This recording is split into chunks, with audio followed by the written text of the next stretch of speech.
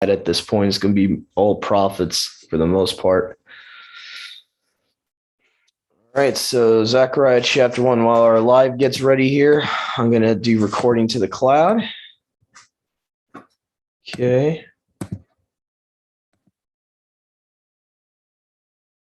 All right, shalom, everyone. I'm Brother Doug, as always, with the Awakened by Yahuwah Assembly and Yahuwah Almighty Yahushua Messiah. Today, we are going to be doing Zechariah. I'm going to be starting off for us. Our prophet at this point is going to be all prophets for the most part. Okay, sorry about that. Got a little echo going on there. Sorry about that. All right, so going back here. So Zechariah 1-7. I'll be reading from my Brenton's English Septuagint here for the book of Zechariah. Okay, here we go. In the 8th month, in the 2nd year of the reign of Darius, the word of Yahuwah came to Zechariah, the son of Berechiah, the son of Ado, the prophet, saying, Yahuwah has been very angry with your fathers. You shall say to them, thus says Yahuwah Almighty, turn unto me, says Yahuwah of armies, and I will turn to you, says Yahuwah of armies. Be ye not as your fathers, whom the prophets before ordered or commanded, saying, thus says Yahuwah Almighty, turn ye from your evil ways and from your evil practices. But they hearkened not and attended not to me. They hearkened not to me, says Yahuwah. Where are your fathers and the prophets? Will they live forever? But do you receive my words and my ordinances, all that I command by my spirit to my servants, the prophets? Seems like he's referring to Yahushua here as his spirit. I command by my spirit to my servants, the prophets, who lived in the days of our fathers. And they answered and said, as Yahuwah Almighty determined to do to us according to our ways and according to our devices, according to our practices, so has he done to us. Okay. Interesting note here from the Hebraic Roots Bible translator. Says Zechariah means Yahuwah remembers, and is an end-time prophetic book about the returning of Jerusalem to Yehuda and also the Messiah returning. I would agree with that commentary there. And the 24th day, on the 24th day in the 11th month, this is the month Sabbat.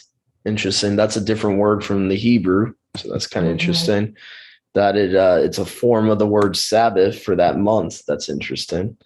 In the 2nd year of the reign of Darius, the word of Yahuwah came to Zechariah, the son of Berechiah, the son of Adu, the prophet, saying, by the way, for those that don't know, when it says the word of Yahuwah, according to what we know from John 1:1, you can clearly say that it's pretty much a person coming to Zechariah. It's not just utterance, it's a person.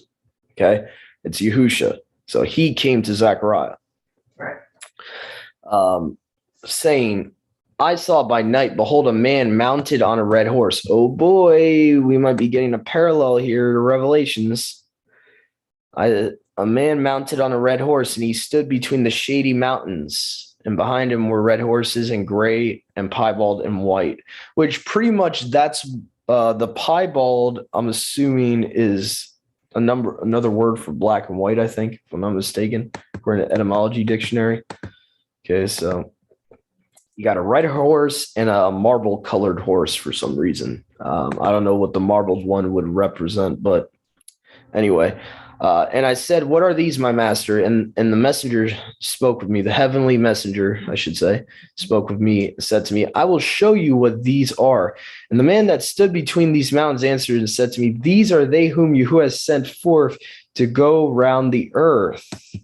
And they answered the messenger of Yahuwah that stood between the mountains and said, we have gone round all the earth, and behold, all the earth is inhabited and is at rest.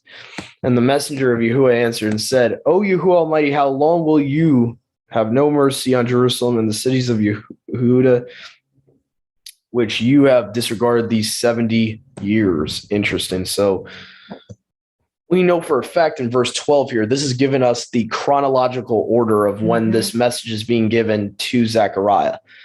Zechariah is basically, it's around the time of it seems like it's already, they've went through the 70 years already. So you could say Zechariah, technically in this part of Zechariah, is right after the captivity. So like basically in between the book of Daniel of Ezra, you could say. It's like right in that area historically. And I actually agree with the commentator of the Hebraic Roots Bible. It's hinting that this is not the messenger of Yahuwah, even though the English word, they put the English word "the" there in context. I don't think this is Yahushua speaking Zechariah. It's probably just a regular messenger talking to him, a regular heavenly messenger. So a cherub of Yahuwah was showing Zechariah the vision. I would agree with the Hebraic Roots Bible guy that this is not Yahushua, because it seems like the messenger that's talking to him is not the word of Yahuwah. It's like a separate person talking to him. Okay, so it says, and Yahuwah Almighty answered the heavenly messenger that spoke with me told words and consolatory sayings. And the heavenly messenger that spoke with me said to me, cry out and say, thus says Yahuwah Almighty, I have been jealous for Jerusalem and Sion with great jealousy. I am very angry with the heathen that combined to attack her, for as much as I indeed was a little angry, but they combined to attack her for evil. So showing that basically this idea, Yahuwah gave the heathen like an inch, they took a yard. Okay, and Babylon even did that to a certain point, that Nebuchadnezzar took advantage. So again, I really like the commentary this translator has. In the end times, not only is there rampant immorality in the world, but they added to Yahuwah's anger by continuing to work toward dividing Jerusalem and making a Palestinian state. Now that's interesting. So this translator is actually against the state of Israel. So that's another thing I have in common with him. Therefore, thus says Yahuwah, I will return to Jerusalem with compassion, and my house shall be rebuilt in her. Future tense. Says Yahuwah Almighty, and a measuring line shall yet be stretched out over Jerusalem. And the messenger that spoke with me said to me, cry yet and say, thus says Yahuwah Almighty, yet shall the cities be spread abroad through the prosperity, and Yahuwah shall yet have mercy upon Sion and shall choose Jerusalem. A vision of horns and craftsmen. Now, again, horns, remember, horns in prophecy can be either refer to kingdoms or kings. So just FYI. And I lifted up mine eyes and looked, and behold, 4 horns.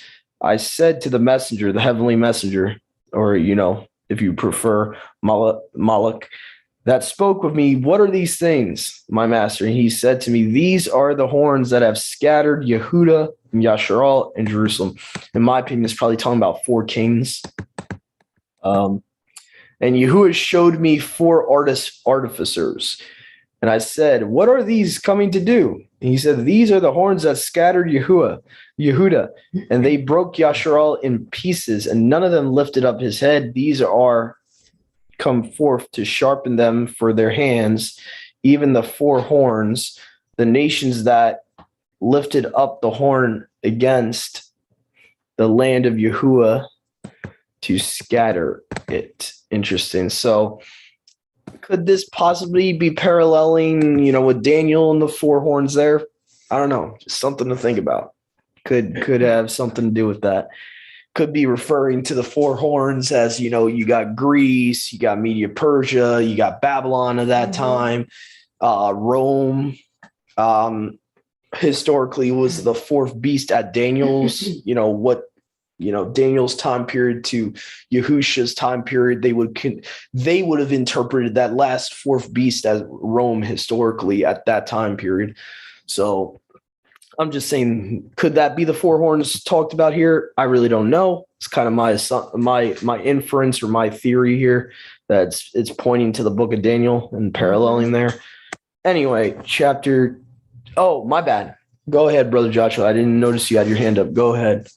So a couple things. 1:6 is missing Yahuwah's Ruach in the Masoretic. It just mentions Yahuwah, not his Ruach. The piebald, the word piebald in the Greek is poikilos, which Strong's is saying it's various colors. I'd like to look maybe later after the study, just comparing this, and I think also Zechariah 6 has mention of the same types of horses, same colors.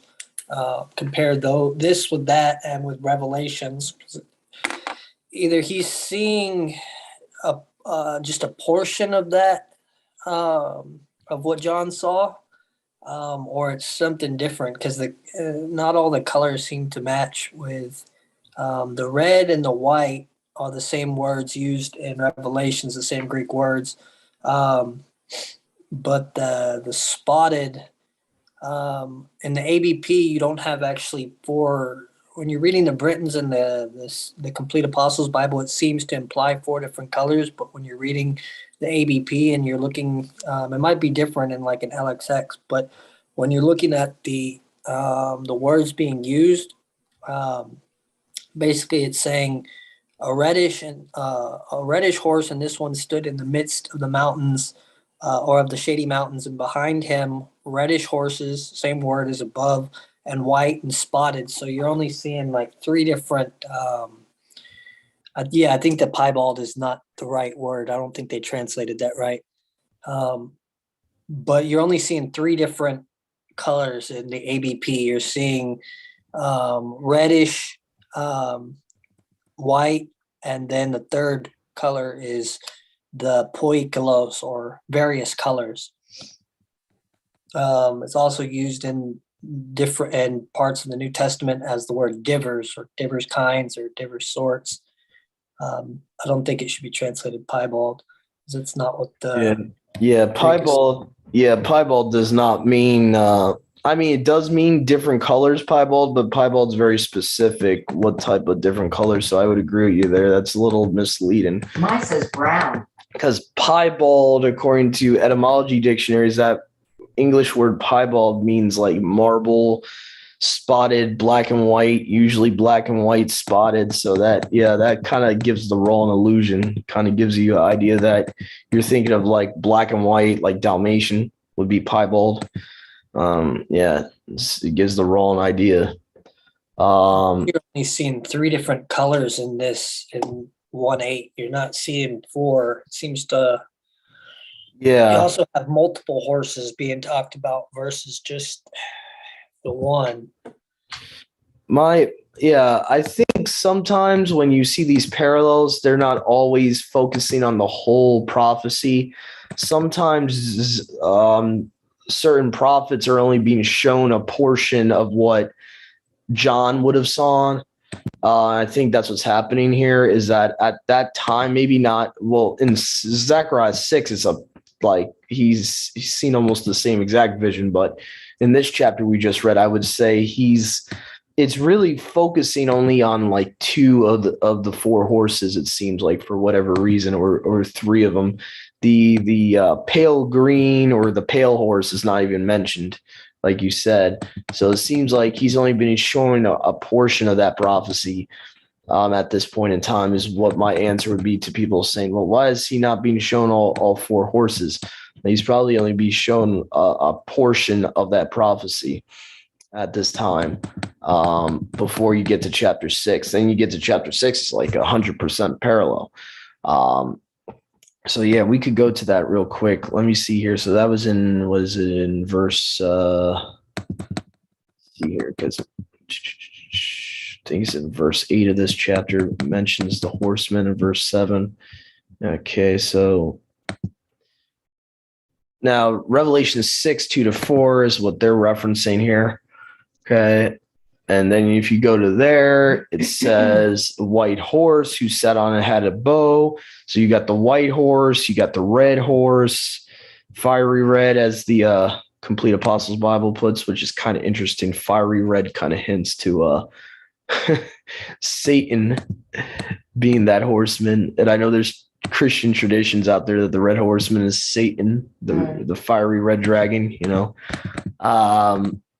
and let's see here, then it talks about the pale horse, or it should say pale green, and I'll show you why I believe it's Your pale. page is still on online etymology dictionary.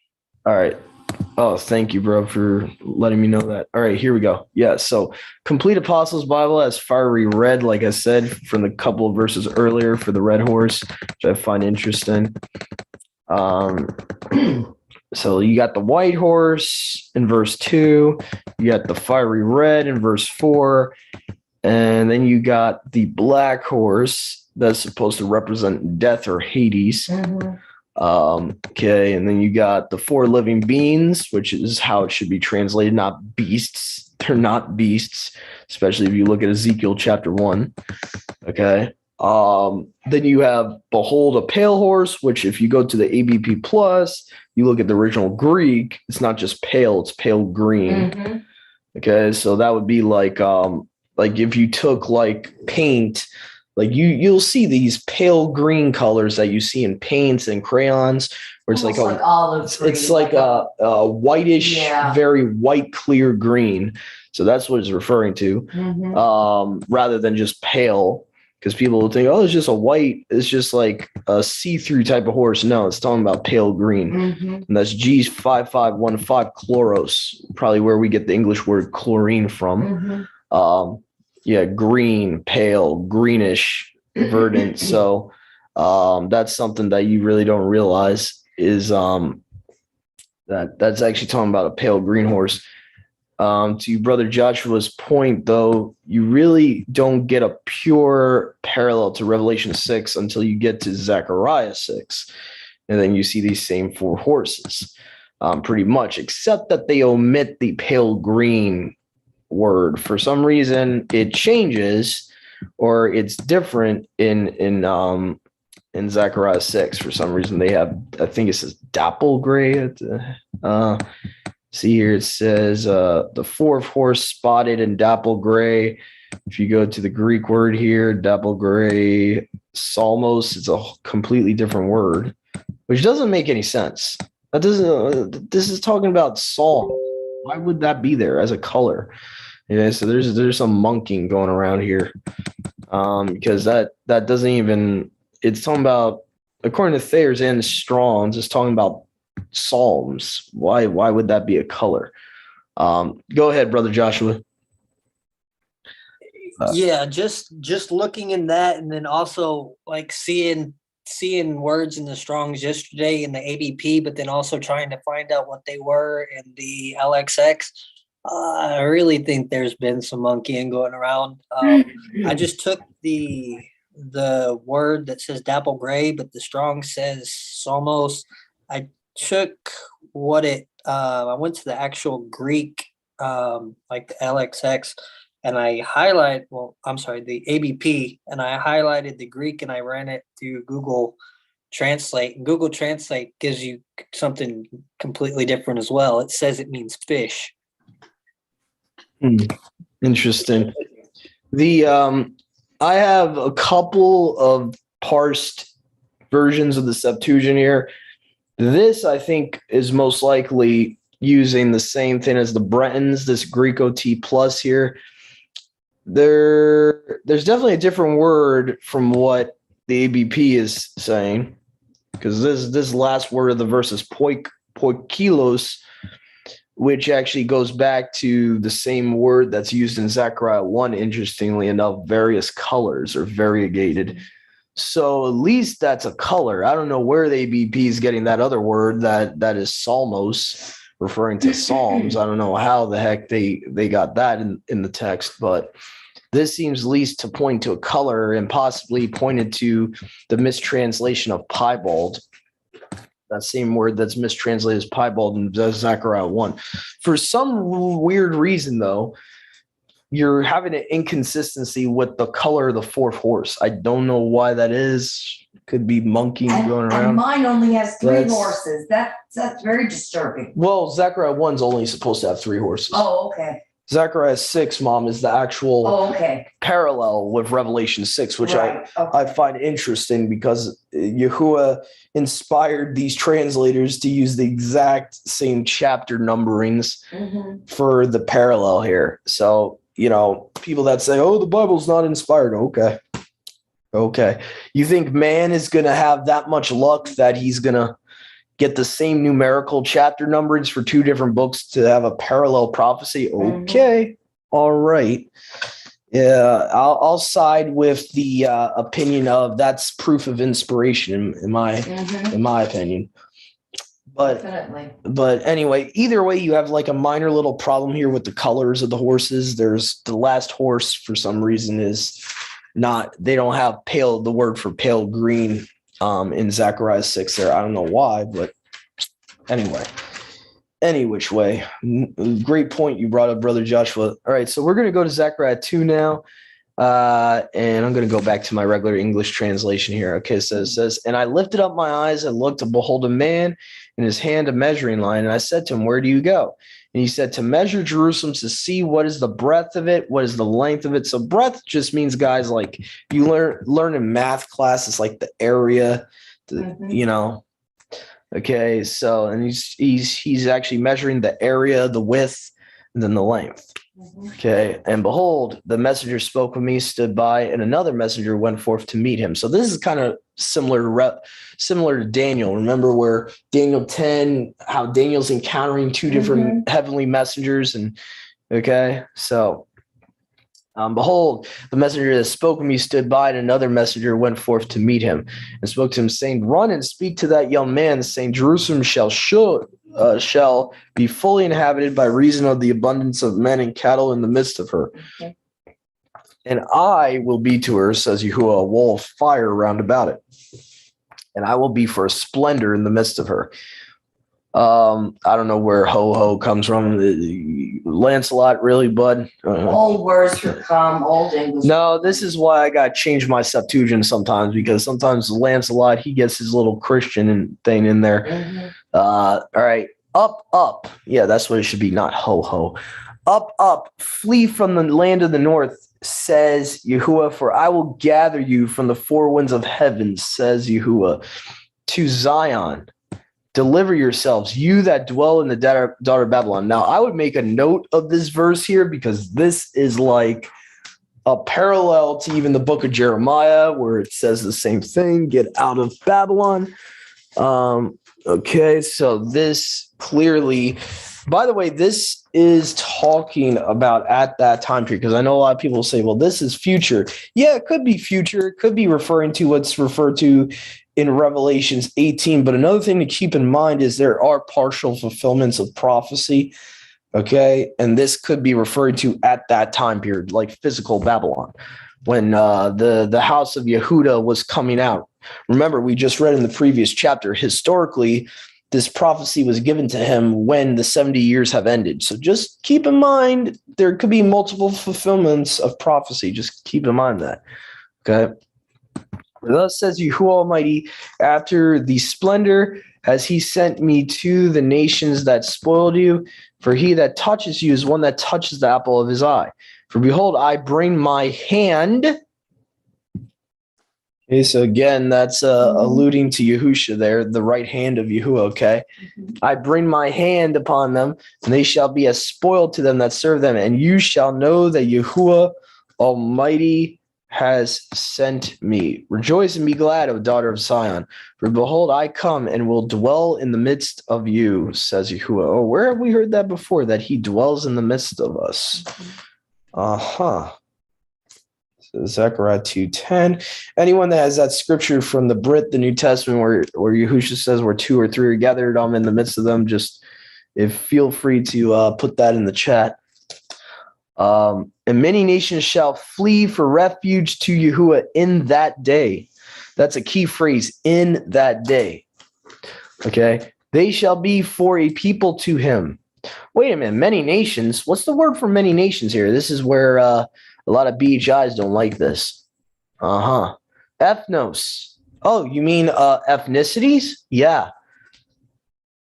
Are going to be considered his people. Okay. Right. I know a lot of groups out there in the Hebrew roots that think salvation's about bloodline. They don't like that verse there. Okay. And many ethnicities shall flee for refuge to Yahuwah in that day. and they shall be for a people to him, and they shall dwell in the midst of you, and shall know that Yahuwah Almighty has sent me to you.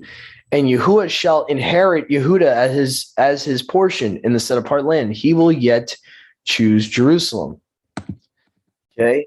Then it says, let all flesh fear before Yahuwah, for he has risen from his set apart clouds, or it might say habitation in your Masoretic translations. Dwelling. Yeah, it says dwelling or habitation. I find it interesting. The Septuagint says clouds, so it's like giving you the meaning of his habitation, like the firmament, the three heavens up there. Let's see here. So now we have some notes from the Hebraic Roots Bible, which I'm going to write down here. He gives some cross references for verse 11. Jeremiah 24:7. And well, you got to keep in mind the verse numberings are probably based on Masoretic chapter numbering, so it might be a little different in Jeremiah, the Septuagint, just because the chapter numberings are off sometimes. So Jeremiah 24:7 is a cross reference for Zechariah 2:11. Also Micah 4:2. I did want to go back to something here. So let all flesh fear before him. He will yet choose Jerusalem. Okay, so let me see here. I know what I wanted to do. I want to see, there's a chapter in Zechariah that there's a few verses missing, even in the Septuagint and Masoretic, and I'm wondering if this is it. Let me go back. We might not be at it yet. It might be chapter 4. Let me just make sure, because I know there's a couple of verses missing. Let me see if it's Zechariah. See if because there's 3 verses missing in one of the chapters we're going to read from today. So I just we might already be at it. Yep. Okay. So this is where people say to me, Doug, why do you read Catholic Bibles? This is why. Because good old manuscript people that got control of the manuscript, the Vatican, and other Judean people that got in charge of certain manuscripts decide, let's take away 3 verses from the book of Zechariah. Okay, so this is called the New American Bible, Revised Edition. You can find this on Bible Gateway app on Android. This is one of the Catholic Bibles that actually have these verses. Okay, so if you go to read full chapter here, okay. Let's see here. Okay, right here. Verses 14 to 17 seems like we're originally in this chapter, but we're taken out later on. Okay, so all right, I'm going to read this for you guys here. So this is from the New American Bible. This is like I said, a Catholic Bible that has these verses in it. Verse 14 to 17 of Zechariah chapter 2 in the New American Bible. Sing and rejoice, daughter Zion. Now I am coming to dwell in your midst. And then it says, word of Yahuwah. Many nations will bind themselves to Yahuwah on that day. They will be my people, and I will dwell in your midst. Then you shall know that Yahuwah of armies has sent me to you. Yahuwah will inherit Yehuda as his portion of the set apart land. Yahuwah again will choose Jerusalem. Okay, so actually it seems like it's there, but the chapter numberings are the verse numberings are just off in the chapter. Okay, my bad. I'll have to take that comment back. It's actually there. It's just weird that the verses are being split up a lot differently. Okay, so that's what happened. That's why it seems like there's more verses there. Okay, my bad. That's my fault. All right. Anyway, moving on to chapter 3. That's my mistake, guys. I apologize. Gonna have to make a detraction video for that from one of my older videos on why I'm not a fan of the 66 book canon. All right. Okay. Anyway. All right. Chapter 3, Zechariah. And Yahuwah showed me. Now let me make sure that that it's on the shared screen, because half the time it doesn't go back to the shared screen. All right. There we go. Okay. All right. So. And Yahuwah showed me Yahushua the high priest. So this is talking about Yahushua, son of Yehozadak. He's a type of Yahushua. It's pretty obvious with him being a high priest and having the same first name. Okay. Standing before the messenger of Yahuwah, and the devil stood on his right hand to resist him. And Yahuwah said to the devil, Yahuwah rebuke you. So it's weird. The Father is referring to himself in the third person. I find that interesting. Why would he have to refer to himself in the third person unless you have a oneness thing going on? Okay. Yahuwah rebuke you, O devil, even Yahuwah that has chosen Jerusalem rebuke you. Behold, is not this as a brand plucked from the fire? Okay. See here, it says here, yep. Now Yahushua was clothed in filthy raiment and stood before the messenger, or the heavenly messenger.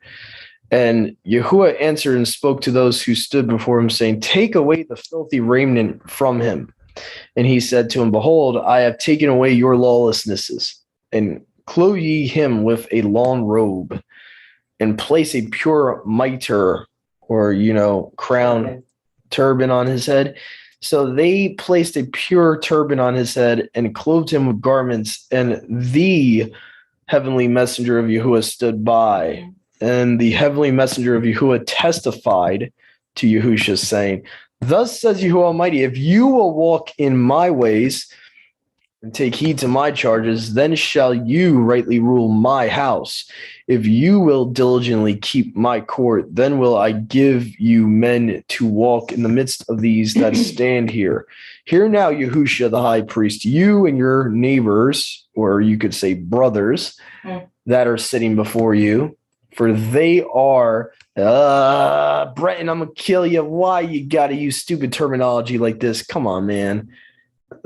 No, it should say prophets or those that prophesy. This is the only thing I hate about the British language here. Okay, let me see here. Here now, for as for the stone which I've set before the face of Yahushua on the stone are set. Hold up. They're messing with the verse numberings here. I see what they're trying to do here. They're trying to help, but it's messing me up here. All right, here now, Yahushua the high priest, you and your neighbors that are sitting before you, for they are prophesiers. I'm just going to fix the terminology there. For behold, I will bring forth my servant, the branch. Whereas for the stone which I've set before the face of Yahushua, the one stone are 7 eyes. Where have we seen that before? The 7 eyes as the 7 spirits that Revelations talks about. Yeah, so it talks about on the stone are 7 eyes. Behold, I am digging a trench, says Yahuwah Almighty. I will search out all the lawlessness of that land in one day. What's a future event that happens in one physical day? Maybe the day of Yahuwah? In that day, says Yahuwah Almighty, you shall call together every man his neighbor or brother under the vine and under the fig tree. Well, doesn't Yahushua say something to Brit Hadashah like learn the parable of the fig tree when he's talking about his return? Interesting. Okay, it's chapter 4. And the heavenly messenger that talked with me returned and awakened me as when a man is awakened out of his sleep. And he said to me, what do you see? And I said, I have seen, and behold, a lampstand of solid gold, and with a bowl upon it, and 7 lamps upon it, and 7 oil funnels to the lamps upon it, 2 olive trees above it, and on the right of the bowl, and one on the left. And I inquired and spoke to the heavenly messenger that talked to me, saying, what are these, my master? And the heavenly messenger that talked to me answered and spoke to me, saying, don't you know what these things are? And I said, no, my master. That's why I'm asking you. Doug's paraphrase version. That's why I'm asking you. I don't know. And he answered and spoke to me, saying, this is the word of Yahuwah to Zerubbabel, saying, not by mighty power nor by strength, but by my spirit. Interesting. Says Yahuwah Almighty, who are you, O great mountain, before Zerubbabel, that you should prosper? Whereas I will bring out the stone of the inheritance. Interesting. Stone of the inheritance. Its favor equal to my favor. Wait a minute. Who's equal to the Father? I think we know. And I think Paul knows. Philippians chapter, what is it, 2? Talks about that. That he did not think it robbery to be equal with Elohim. Mm-hmm. Okay. And the word of Yahuwah came to me, saying, the hands of Zerubbabel have laid the foundation of this house, and his hands shall finish it. So wait a minute, Zerubbabel's hands are finishing this house. That means the temple that's being built right now, that's being rebuilt in 500 BC, that can't be the temple of Zechariah 6, right? Yeah, that's what I would assume. So that means the branch who builds a different temple, it has to be a different temple in the future. If Zerubbabel is building this one that they're talking about, okay. Okay, so it says, his hand shall finish it, and you shall know Yahuwah Almighty has sent me to you. For who has despised the small days? Surely they shall rejoice and shall see the plummet of tin in the hand of Zerubbabel. These are the 7 eyes that look upon all the earth. So you can clearly see a parallel to Revelations here. Mm-hmm. The 7 eyes of Elohim, okay, or the 7 eyes of Yahuwah. And I answered and said to him, what are these 2 olive trees which are on the right and left hand of the lampstand? And I asked the second time and said to him, what are the 2 branches of olive trees that stand by the side of the 2 golden pipes that pour into and communicate with the golden oil funnels? And he said to me, don't you know that what these are? And I said, no, my master. I feel like Yahuwah is like really like trying to get him crazy. He's like really messing with his head. He's like, oh, you don't know? I got to tell you. And he said, these are the 2 anointed ones. Yeah. That stand by Yahuwah of all the whole earth. Okay, so they stand by Yahuwah. So interesting. Okay. So these would obviously, common sense should tell you, ding, ding, ding, Revelations 11. Okay, the 2 witnesses. Yep, go ahead, Brother Joshua. I think you got something to add. Yeah, verse 11 to 12, you see he has to ask twice. Yahuwah doesn't answer him right away, and so he asks again. Just think that's just interesting, just because we don't always get the answer right away. And that doesn't mean that he's not giving it. It just means that we should ask again or pray again for it, until we get the answer and be consistent in prayer. That's right. Yep. Absolutely. Yep. Definitely. Good point. All right. Other than that, I think there's nothing to expound upon. So we're going to move on to chapter 5 here. Let's see here. I turned and lifted up my eyes and looked, behold, a flying sickle. Now here's an interesting, this is going to get a little controversial towards the end of this chapter. And he said to me, what do you see? And I said, I see a flying sickle, and its length is 20 cubits, and its width 10 cubits. And he said to me, this is the curse that goes out over the face of the whole earth. Face of the whole earth. Okay.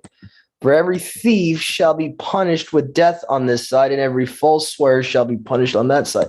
And I will bring it forth, says Yahuwah Almighty, and it shall enter into the house of the thief, into the house of him that swears falsely by my name. It's kind of interesting. He's relating a thief spiritually to someone that swears falsely by his name. That's interesting. Mm-hmm. It shall rest in the midst of his house. It shall consume it, and timber of it, and the stones of it. Here's where it gets very interesting. The vision of a woman in a basket. And the messenger that talked with me went forth and said to me, I don't know why Esau is messing up today. Lift up your eyes and see, this is that goes forth. And I said, what is it? And he said, this is the measure that goes forth. And he said, this is their iniquity or lawlessness in all the earth. Okay. Behold, a talent of lead lifted up. Behold, a woman sat in the midst of the measure, and he said, this is lawlessness. And he cast it into the midst of the measure and cast the weight of the lead on the mouth of it. And I lifted up my eyes and saw, behold, 2 women coming forth in the wind, as the wind was in their wings, and they had storks' wings. What creatures do we know are women that have birds' wings? Oh boy, this is getting controversial. They lifted up the measure between the earth and the sky and said to the angel that spoke with me, Do these carry away the measure? And he said to me, to build a house for it in the land of Babylon. Ah, so the woman is representative of Babylon. Where do we see that in other places in our scripture, in the scriptures? Revelation 17. Okay. And to prepare a place for it, and they shall set it there on its own base. Now, like me and Brother Joshua were talking about the context of this chapter earlier in the week. This obviously is physical Babylon. This is a little different than mystery Babylon. I know a lot of people eisegetically will try to insert and say this is mystery Babylon. I would disagree. I think the place that the woman's being carried to is literally physical land of Shinar at this point in time. If we're going to talk about the time of Zechariah, obviously it would be the baskets being taken to the land of Babylon. So, let's see what this translator has to say. I'm a little afraid to read his commentary, especially if he's a traditionalist. Let's see here. Shinar is Babylon. Okay, good. So far, good. Genesis 11, verse 2. It is interesting to note that two women come out of the ephah, and the Hebrew word picture for Babylon is when there are two heads of the family, which brings confusion. Yada, yada, yada. Yeah, I would disagree with the end of that commentary. I agree with the Shinar's Babylon part, but the whole trying to spiritualize it with USA, yeah, no, disagree. USA is not Babylon. Okay. All right. Anyway, but what I wanted to make note of is the women with storks' wings. And I know this is going to get a little controversial for people that don't believe certain books are scripture. Okay, but it's interesting to note, even in mythology, okay, there are creatures that are women that have birds' wings. Okay, and people that want to say, "Oh, Doug, this is just mythology," then why is it in the Bible? That would be my counter argument. Why is it in the Bible?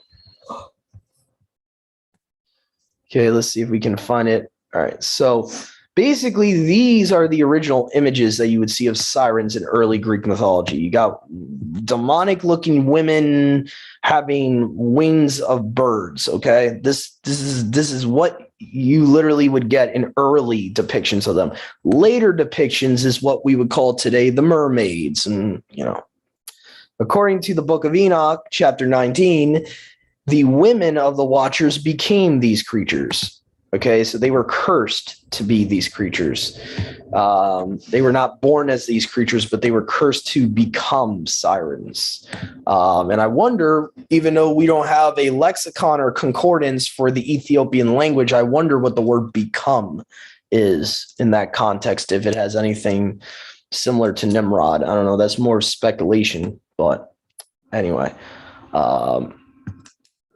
But anyway, these are what the sirens are. You can see multiple depictions of them.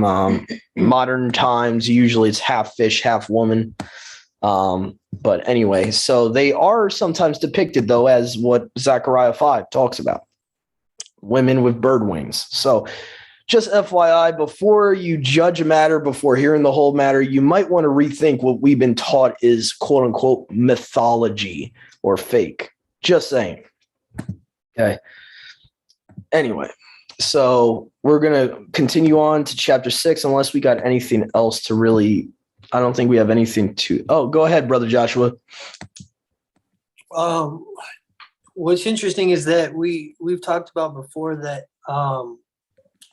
the unclean ruachs, I'm not sure necessarily if the fallen angels would be as well, but at least unclean ruachs are referred to as the unclean birds in scripture. And these sirens, they could have been depicted with any type of wings, but they're specifically depicted with storks' wings, which, if I'm not mistaken, storks are referred to as an unclean bird. So I just thought that was interesting. Yeah, let me piggyback off of that, because just to show people proof of what we're asserting here, that the unclean birds are actually fallen spirits, whether either they're the spirits of the giants or fallen angels. This concept is iterated in Revelations 18, and you can even find it in certain versions of Abraham's sacrifice that he has to do with the doves. You'll see certain targums iterate that, actually, that the unclean birds that intervened on his sacrifice were not quote unquote storks or just a regular unclean bird. They were demons or fallen angels. And let me see here. Oh, it's playing mind games now with me. Yeah, okay. Yeah, let me see here. All right, Revelations 18:2, and I like how let me see here. I like how the Aramaic does this. It says here, and he shouted with a great voice, "Fallen, fallen, Babylon the Great! It has become an abode for demons and a prison for every impure and detestable spirit." Aramaic here has spirit, not bird. Okay, so this is something the translator probably understood. David Boucher understood to be true and scriptural, that the unclean bird is not literally an unclean bird. It could be allegorical language that John was using. And one of the reasons I believe I side with the Aramaic here is when you start looking at end times Babylon, it would make sense as talking about demons and fallen angels and abiding there in a physical Babylon, because you have satyrs there. Isaiah 13 talking about satyrs are dwelling there and all these weird demonic creatures. To me, it makes more sense than rather interpreting it as like a physical, just unclean bird, like, you know. But anyway, so, and if you're interested in that, I would suggest looking up the account of Abraham's sacrifice in the Targums. That would give a second witness to that, where it paraphrases the unclean birds as idolatrous peoples swoop down. So I'm just saying there is some evidence in other versions of the Torah that paraphrase that account and paraphrase unclean birds as people, not actually like literal birds. But anyway, also there's an extra biblical book, the Apocalypse of Abraham, that basically says Satan came down as an unclean bird. So just saying. Anyway, but moving on. Okay, so we're gonna go to Zechariah 6 now. This is the famous chapter of the foreshadowing to Yahushua being the Messiah here.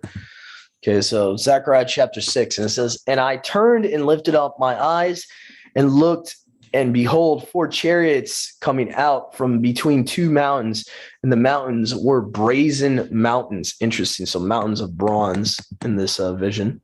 The first chariot were red. Second chariot, black horses. So you got the red horse, black horse. Third chariot, white horse. And the fourth chariot, piebald and ash-colored horses. Weird. Okay. And I answered and said to the messenger that talked to me, "What are these, my master?" The heavenly messenger that talked with me answered and said, "These are the 4 winds of heaven, and they are going forth to stand before Yahuwah of all the earth. And as for the chariot in which were the black horses, they went out to the land of the north," so to Babylon. Okay.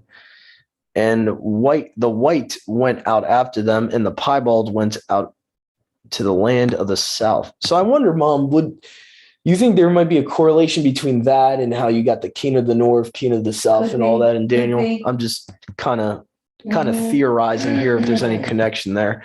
The ash colored, because we know principalities, right? You know, they go to there. There's a principality for every nation according to Deuteronomy 32:8. The ash colored went out and looked to go and surround the earth, and he said, "Go and surround the earth." And they surrounded the earth. And he cried out and spoke to me, saying, "Behold, these go out to the land of the north, and they have quieted my anger in the land of the north." And the word of Yahuwah came to me, saying, "Take the things of the captivity from the chief men and from the useful men of it, and from them that have understood it, and you shall enter in that day in the house of Yoshiyahu, son of Zephaniah, that came out of Babylon. And you shall take silver and gold and make crowns, and you shall put them upon the head of Yahushua, son of Jehozadak, the high priest. You shall say to him, thus says Yahuwah Almighty, behold the man whose name is the branch. Who's the branch? Who's the stem of Jesse? That's right. He shall spring up from his stem and build the house of Yahuwah. Well, we know this hasn't been fulfilled yet. Right. Even though Christianity tries to like spiritualize it and, we're his house, yada, yada, yada. They try to use Peter and Paul to get a weird spiritualizing of this prophecy. It's not supposed to be spiritual, guys. It's talking about a future temple in the millennium being built by Yahushua himself. That's what it's literally talking about. So I get the whole idea. Yeah, we're his workmanship. I get it. But that's not a fulfillment of this prophecy. I get where people get that idea from, but I would respectfully disagree. And he shall receive power and shall sit and rule upon his throne, and there shall be a priest on his right hand. Kind of sounds a lot like Ezekiel 44 to me. And peaceable counsel shall be between them both. Yep. And thank you, Hebraic Roots Bible translator. Thank you for putting some commentary here. It's referring to the Messiah returning and building the set-apart place of Yahuwah. Between the two of them is referring to the office of king and priest. I never would have got that connection. Interesting. Whereas in the earthly set-apart place, the priests were from the tribe of Levi and the king from Yehuda. In this millennial set-apart place, King Yahushua. This is where I disagree with the guy. He will not be both king and priest. He can't be priest on earth according to Hebrews. So I would completely disagree. Once Messiah returns, he cannot be a priest. And Paul talks about that in the book of Hebrews.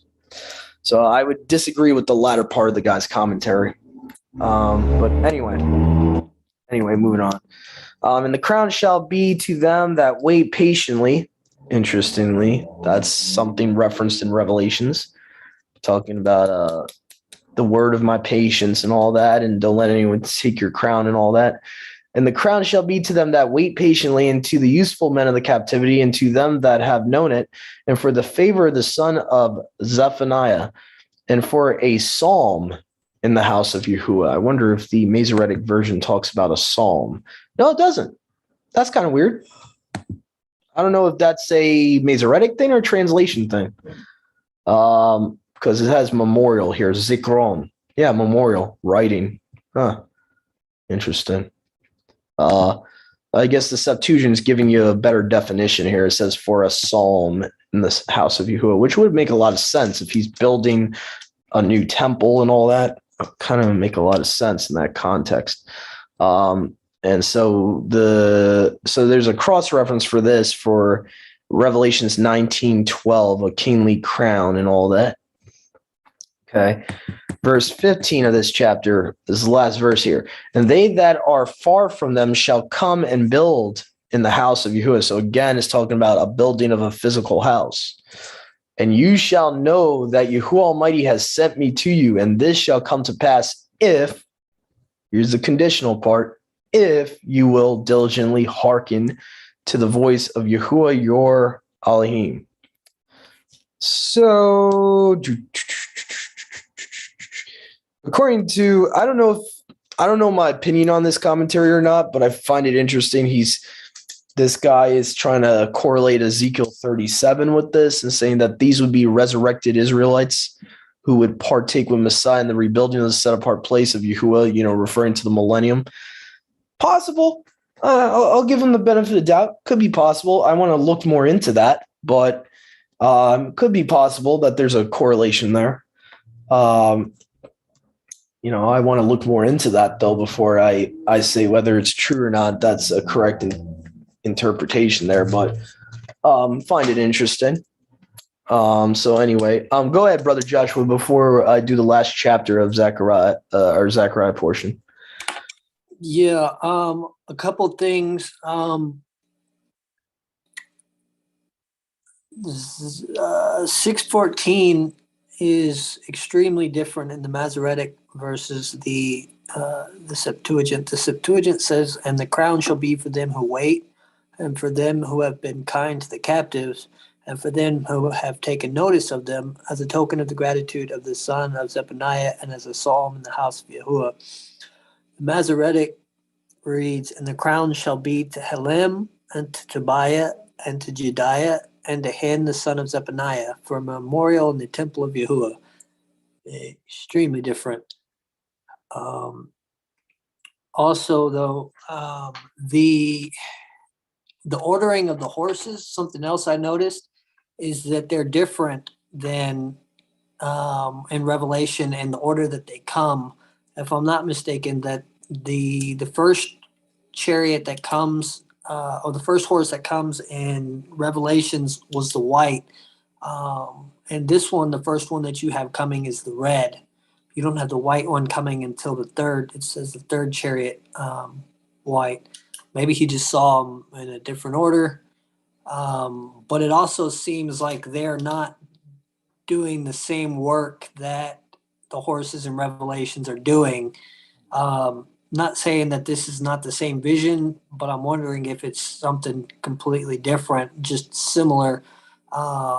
Just because you have each horse going to a different direction rather than coming upon the whole earth. You have one going to the north, one going to the south, one to the east, and one to the west.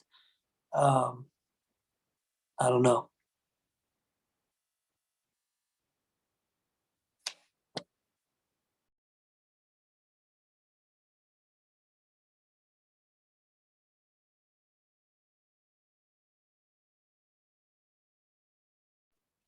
There, Doug? Oh, I was gonna just piggyback off what you said. I seem to agree with what you're saying. I would say that it's not even that they're not different horsemen. They might be the same. It's just that there's different duties, it seems, from the two visions. It's not exactly the same vision. So I would agree with you that it seems a little different. I would still say it's a legitimate parallel. It's just that not all the time do the prophets see the same exact vision as one another. Kind of like how in the Basora accounts, they kind of, tend to have different details and certain things like that. So it could be that the visions are just a little bit different between Zechariah's and John's. So that's what I would say about that. I still think it's a pretty similar parallel, though. You still have but yeah, I think there has to be some type of purpose that's a little bit different, though. The fact that these horsemen are going to the north, south, and west and all that.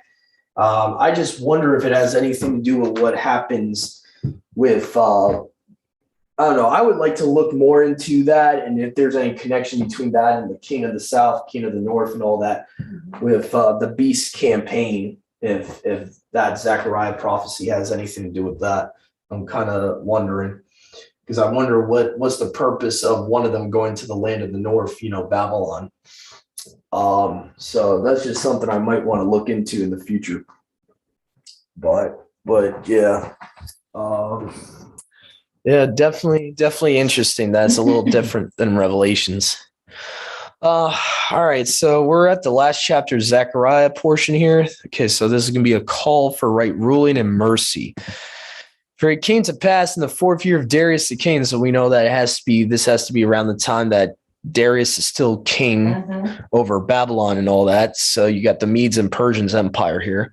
Okay, that the word of Yahuwah came to Zechariah on the 4th day of the 9th month, which is Kazlu. So Kazlu was the name of the 4th month. And Sarazar and Arbezer, the king and his men, sent to Bethel, and that to propitiate. It's weird because the way it's worded, it probably should say propitiate before Yahuwah, not propitiate Yahuwah. That would make no sense. Like, why would Yahuwah need atonement? That kind of so the wording there's a little off. So I'm thinking some monkeying is going on in verse 2 there. Speak to the priests that were in the house of Yahuwah Almighty and to the prophets, saying, set apart offering has come in here in the 5th month, and as it has done already many years, the word of Yahuwah of armies came to me, saying, speak to the whole people of the land and to the priests, saying, you fasted. Now, mind you, Yahuwah is not saying that he commanded them to do it. He's just saying they've done this. Okay. So just let's keep in mind what the context is there. Though you fasted or lamented in the 5th or 7th months, yea, behold, these 70 years have you fasted all to me. Meaning basically, to paraphrase here, which I really like how the NLT translates this chapter, makes it very clear that these are like basically man instituted fasts and all that. And pretty much they chose to fast on those days, and Yahuwah is not honoring it because they're not fasting to him. They're worried about fasting for food so much that the focus is on fasting to food and their own desires, versus the way they should be fasting is not just fasting from food, but, repenting.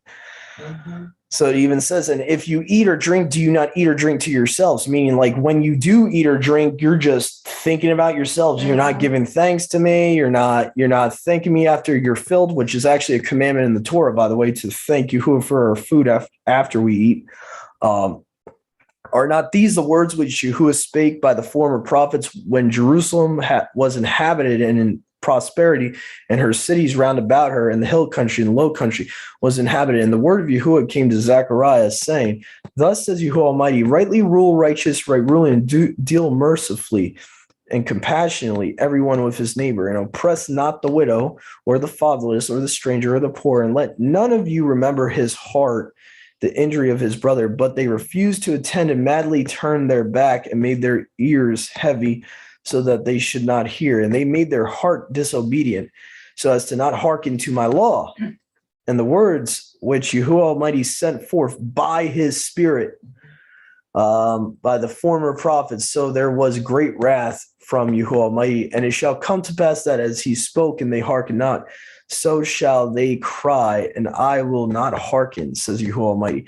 And I will cast them out among all the nations whom they know not, and the land behind them shall be made utterly destitute of any going through or returning. Yea, they have made the choice land a desolation. Whew. So we still see a future outcasting at the end of the chapter here. There's still a scattering that had to happen. So obviously this is not fulfilled yet. I mean, that's pretty common sense, you could say there. All right, so let's see here. I think now my mom's going to be taking over here. I don't think there's anything else really we could possibly add from that quick chapter there. All right, go ahead, Mom. Okay, Ecclesiastes chapter 1. The words of the teacher, son of David, king in Jerusalem. Meaningless, meaningless, says the teacher, utterly meaningless. Everything is meaningless. What does man gain from all his labor at which he toils under the sun? Generations come and generations go, but the earth remains forever. The sun rises and the sun sets and hurries back to where it rises. The wind blows to the south and turns to the north. Round and round it goes, ever returning on its course. All streams flow into the sea, yet the sea is never full. To the place the streams come from, there they return again. All things are wearisome, more than one can say. The eye never has enough of seeing, or the ear its fill of hearing. What has been will be again. What has been done will be done again. There is nothing new under the sun. Is there anything at which one can say, look, there is something new? It was here already long ago. It was here before our time. There is no remembrance of men of old, and even those who are yet to come will not be remembered by those who follow. I, the teacher, was king over Israel in Jerusalem. I devoted myself to study and to explore by wisdom all that it is done under heaven. What a heavy burden Yahuwah has laid on men. I have seen all the things that are done under the sun. All of them are meaningless, a chasing after the wind. What is twisted cannot be straightened. What is lacking cannot be counted. I thought to myself, look, I have grown and increased in wisdom. more than anyone who has ruled over Jerusalem before me. I have experienced much of wisdom and knowledge. Then I applied myself to the understanding of wisdom and also of madness and folly. But I learned that this too is a chasing after the wind. For with much wisdom comes much sorrow. The more knowledge, the more grief. Chapter 2. I thought in my heart, come now, I will test you with pleasure to find out what is good. But that also proved to be meaningless. Laughter, I said, is foolish, and what does pleasure accomplish? I tried cheering myself with wine and embracing folly. My mind still guiding me with wisdom, I wanted to see what was worthwhile for men to do under heaven during the few days of their lives. I undertook great profits. I built houses for myself and planted vineyards. I made gardens and parks and planted all kinds of fruit trees in them. I made reservoirs to water groves of flourishing trees. I brought male and female slaves and had other slaves who were born in my house. I also owned more herds and flocks than anyone in Jerusalem before me. I amassed silver and gold for myself and the treasure of kings and provinces. I acquired men and women singers and a harem as well. The delights of my heart of man. I became greater by far than anyone in Jerusalem before me. In all this, my wisdom stayed with me. I denied myself nothing my eyes desired. I refused my heart no pleasure. My heart took delight in all my work, and this was the reward for all my labor. Yet when I surveyed all that my hands had done and what I had toiled to achieve, everything was meaningless, a chasing after the wind. Nothing was gained under the sun. Then I turned my thoughts to consider wisdom and also madness and folly. What more can the king's successor do than what has already been done? I saw that wisdom is better than folly, just as light is better than darkness. The wise man has eyes in his head, while the fool walks in the darkness. But I came to realize that the same fate overtakes them both. Then I thought in my heart, the fate of the fool will overtake me also. What then do I gain by being wise? I said in my heart, this too is meaningless. For the wise man, like the fool, will not be so long remembered. In days to come, both will be forgotten. Like the fool, the wise man too must die. So I hated life, because the work that is done under the sun was grievous to me. All of it is meaningless, a chasing after the wind. I hated all the things I had toiled for under the sun, because I must leave them to the one who comes after me. And who knows whether he will be a wise man or a fool. Yet he will have control over the work into which I have poured my effort and skill under the sun. This too is meaningless. So my heart began to despair over all my toilsome labor under the sun. For a man may do his work with wisdom, knowledge, and skill, and then he must leave all he owns to someone who has not worked for it. This too is meaningless and a great misfortune. What does a man get for all the toil and anxious striving with which he labors under the sun? All his days, his work is pain and grief. Even at night, his mind does not rest. This too is meaningless. A man can do nothing better than to eat and drink and find satisfaction in his work. This too I see is from the hand of Yahuwah. For without him, who can eat or find enjoyment? To the man who pleases him, Yahuwah gives wisdom, knowledge, and happiness. But to the sinner, he gives the task of gathering and storing up wealth to hand it over to the one who pleases Yahuwah. This too is meaningless, a chasing after the wind. Chapter 3. There is a time for everything, and a season for every activity under heaven. A time to be born, and a time to die. A time to plant, and a time to uproot. A time to kill, and a time to heal. A time to tear down, and a time to build. A time to weep, and a time to laugh. A time to mourn, and a time to dance. A time to scatter stones, and a time to gather them. A time to embrace, and a time to refrain. A time to search, and a time to give up. A time to keep, and a time to throw away. A time to tear, and a time to mend. A time to be silent, and a time to speak.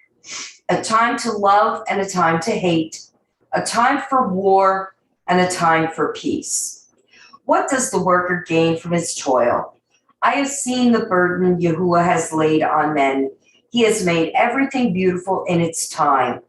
He has also set eternity in the hearts of men, yet they cannot fathom what Yahuwah has done from the beginning to the end.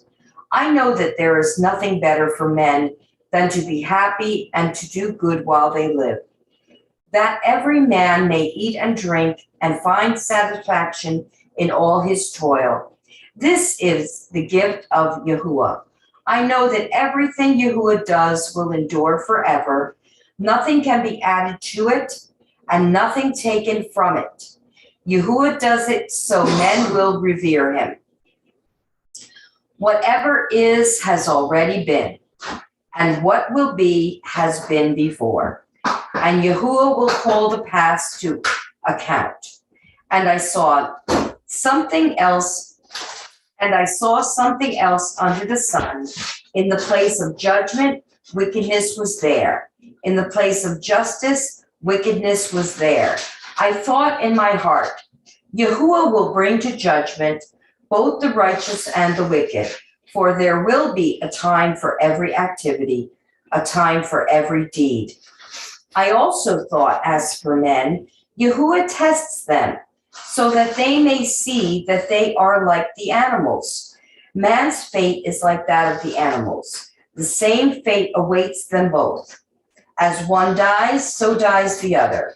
All have the same breath. Man has no advantage over the animal. Everything is meaningless. All go to the same place. All came from dust, and to dust all return. Who knows if the spirit of man rises upward, and if the spirit of the animal goes down into the earth? So I saw that there is nothing better for a man than to enjoy his work, because that is his lot. For who can bring him to see what will happen after him? Chapter 4. Again I looked and saw all the oppression that was taking place under the sun. I saw the tears of the oppressed, and they have no comforter.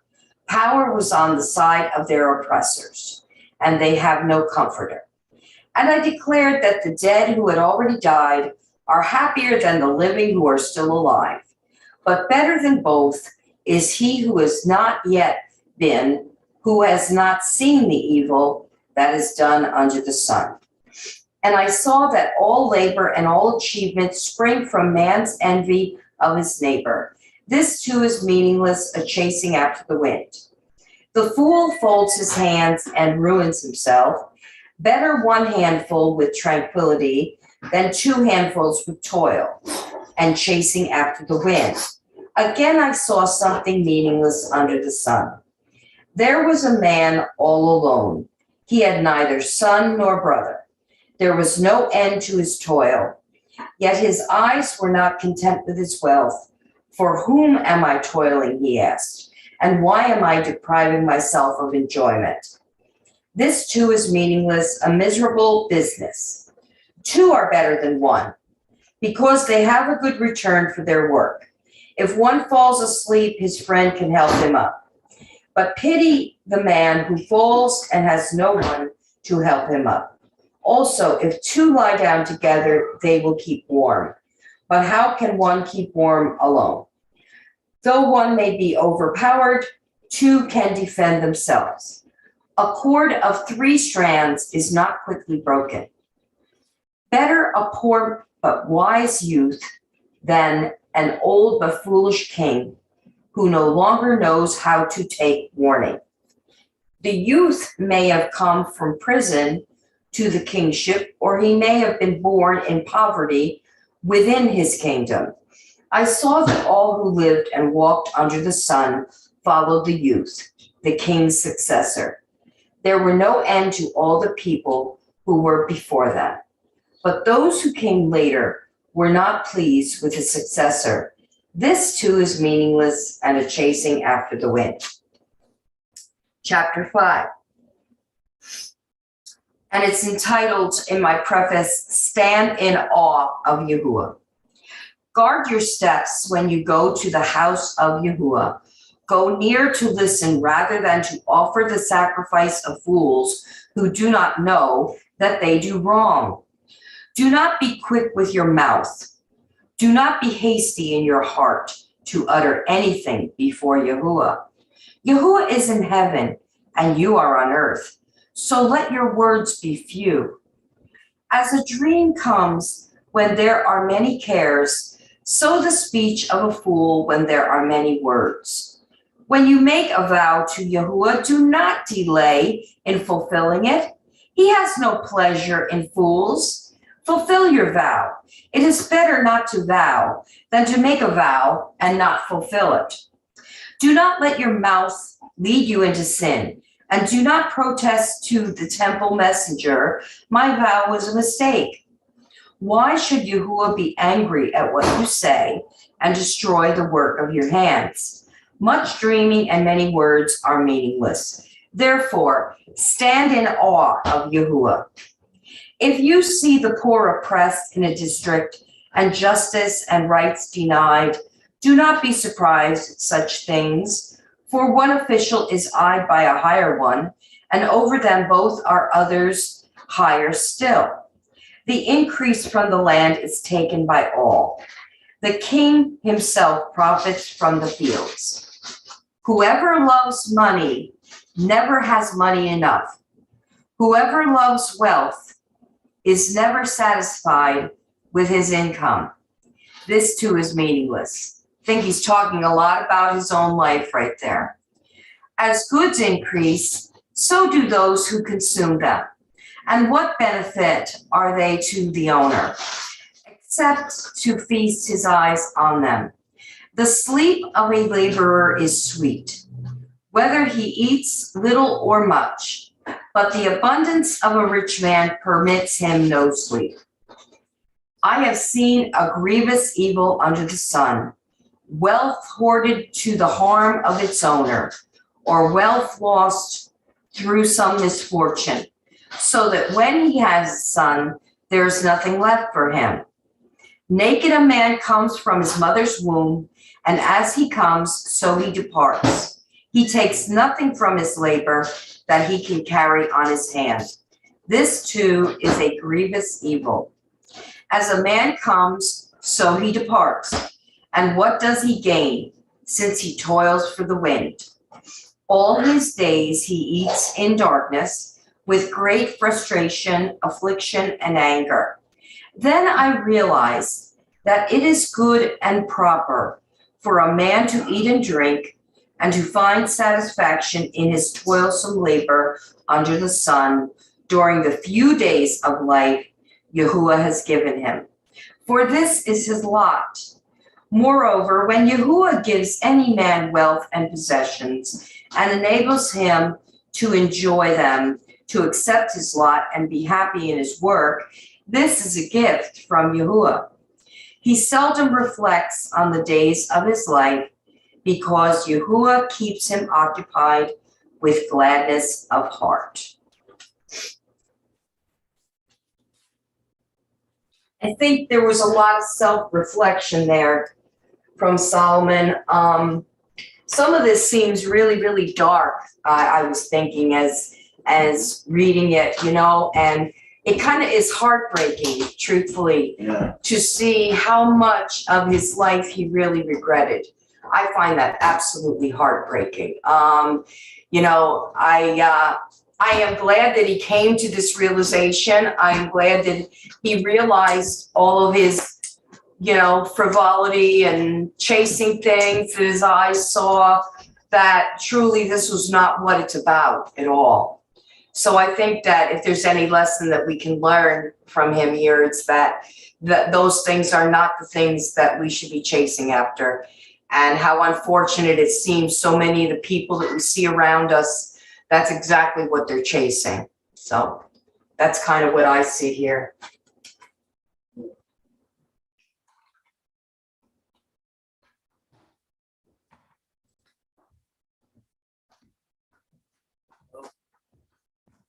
Kind of difficult reading this book because it does bring a lot of darkness in. Yeah. Well, the point is he's trying to make is like Don't do what I a lot of our worldly pursuits are just futile. Yeah. We look back.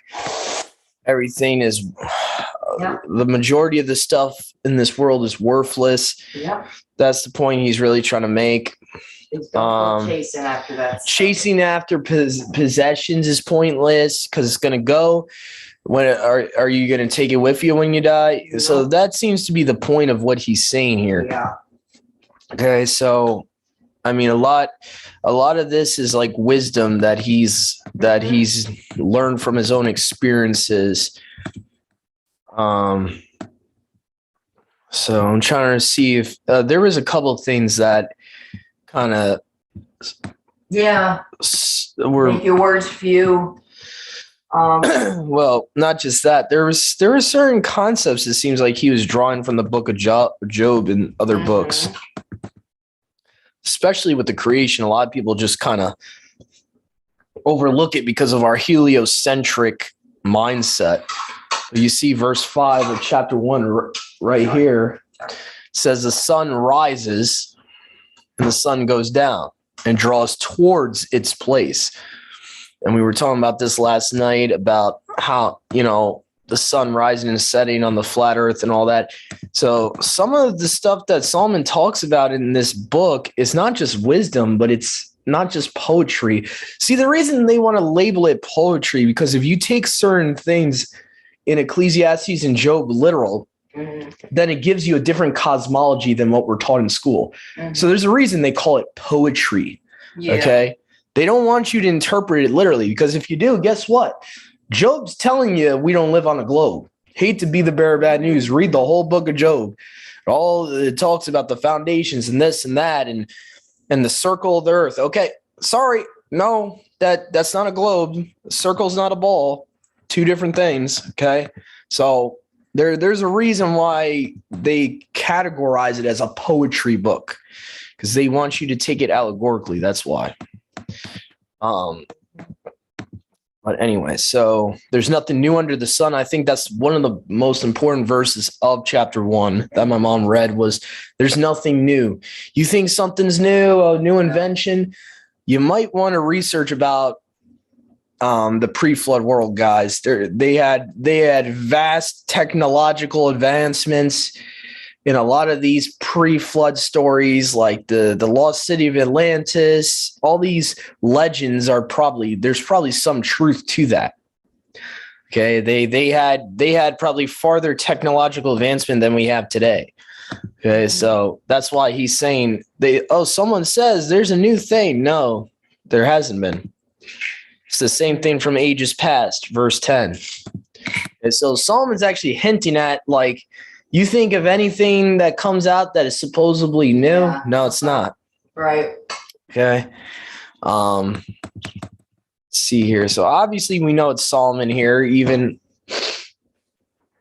if he doesn't say his name, but he says he was king over Israel and Jerusalem. That kind of gives you a hint who's talking here.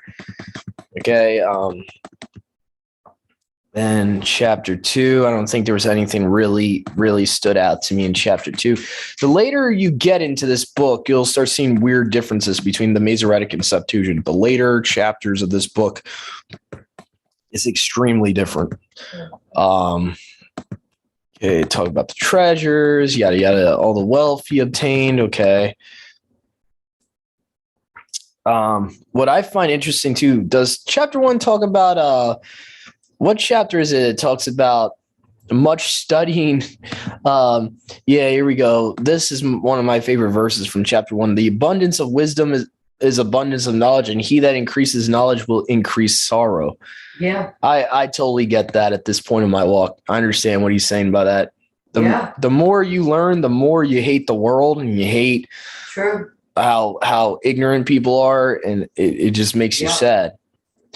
So I can totally get that concept. Mm-hmm. I will prove you a myrrh. Okay, I said to laughter, madness. He's a little psychotic sometimes, Solomon. I say to laughter, madness. Okay, yeah, you're a little nuts there, Solomon. All right. Yeah. Well, he's David's son, and David was able to act like a the difference, total psycho. the key word there is act like a psycho. He probably wasn't one. Solomon's like being one right now. They're I don't know. It's a little crazy. Might take it. I don't know. Well, we don't know Bathsheba's personality either, so we don't know. Well, Solomon was the son of Bathsheba, right? Yes. So yeah, we don't know. She might have been a little crazy. He was their first son. So, Four. man shall die with a fool. So I hated life. Now this reminds me of Job. So I hated life because the work that was worked under the sun was evil before me, for all vanity and waywardness of spirit, vanity of toil. So a lot of his stuff, he's showing that a lot of us that like to be workaholics, we're chasing vanity. That's what I kind of get from these chapters too. Such as man's labors in wisdom, for the purpose of his heart, wherein labors under the sun, for all his days are days of sorrows, vexation of spirit. Okay. Now, what's interesting here is in verse 24, chapter 2, it says, this also I saw that it is from the hand of Elohim. So that's interesting. Interesting. For who shall eat or who shall drink without him? So he's showing that Yahuwah is the one that gives us our substance. Mm-hmm. For Elohim has given to man who is Tob in his sight wisdom and knowledge and joy, but he has given to the sinner trouble to add and to heap up, that he may give to him that is Tob before Elohim. For this is also vanity, waywardness of spirit. Let's see, chapter 3. For everything, there's a time. Time to lose, time to keep up. See if there's anything interesting here. Sons of men to be troubled with, all he has made. Yeah, this is probably one of the most important verses of chapter 3. All things which he has made are beautiful in his time. And I like how you got cross references here from the Hebraic Roots Bible, John 6:44. Job 11:7. He has also set the world in their heart that man might not find out, which Elohim has worked from beginning even to end. Yes, so people say, oh, Yahuwah would never hide stuff from us. They might want to read Ecclesiastes 3:11. Okay, he does hide stuff for us.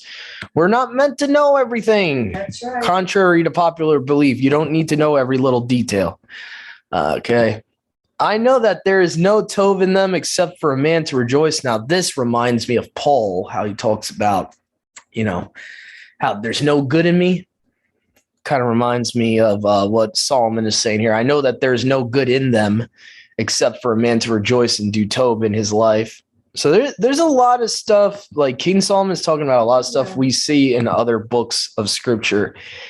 Who shall eat and drink, see Tov in his labor. This is a gift of Elohim. So basically to enjoy the fruits of your labor is a gift from the Father. That's what he's trying to say. Mm-hmm. It is impossible to take from it. May you fear before him. That which has been is now, whatever things are appointed to have already been. Interesting. So things that have been appointed have already been. So he's actually talking about fulfillment of, you could say fulfillment of prophecy there in verse 15. Elohim will seek out that which is past.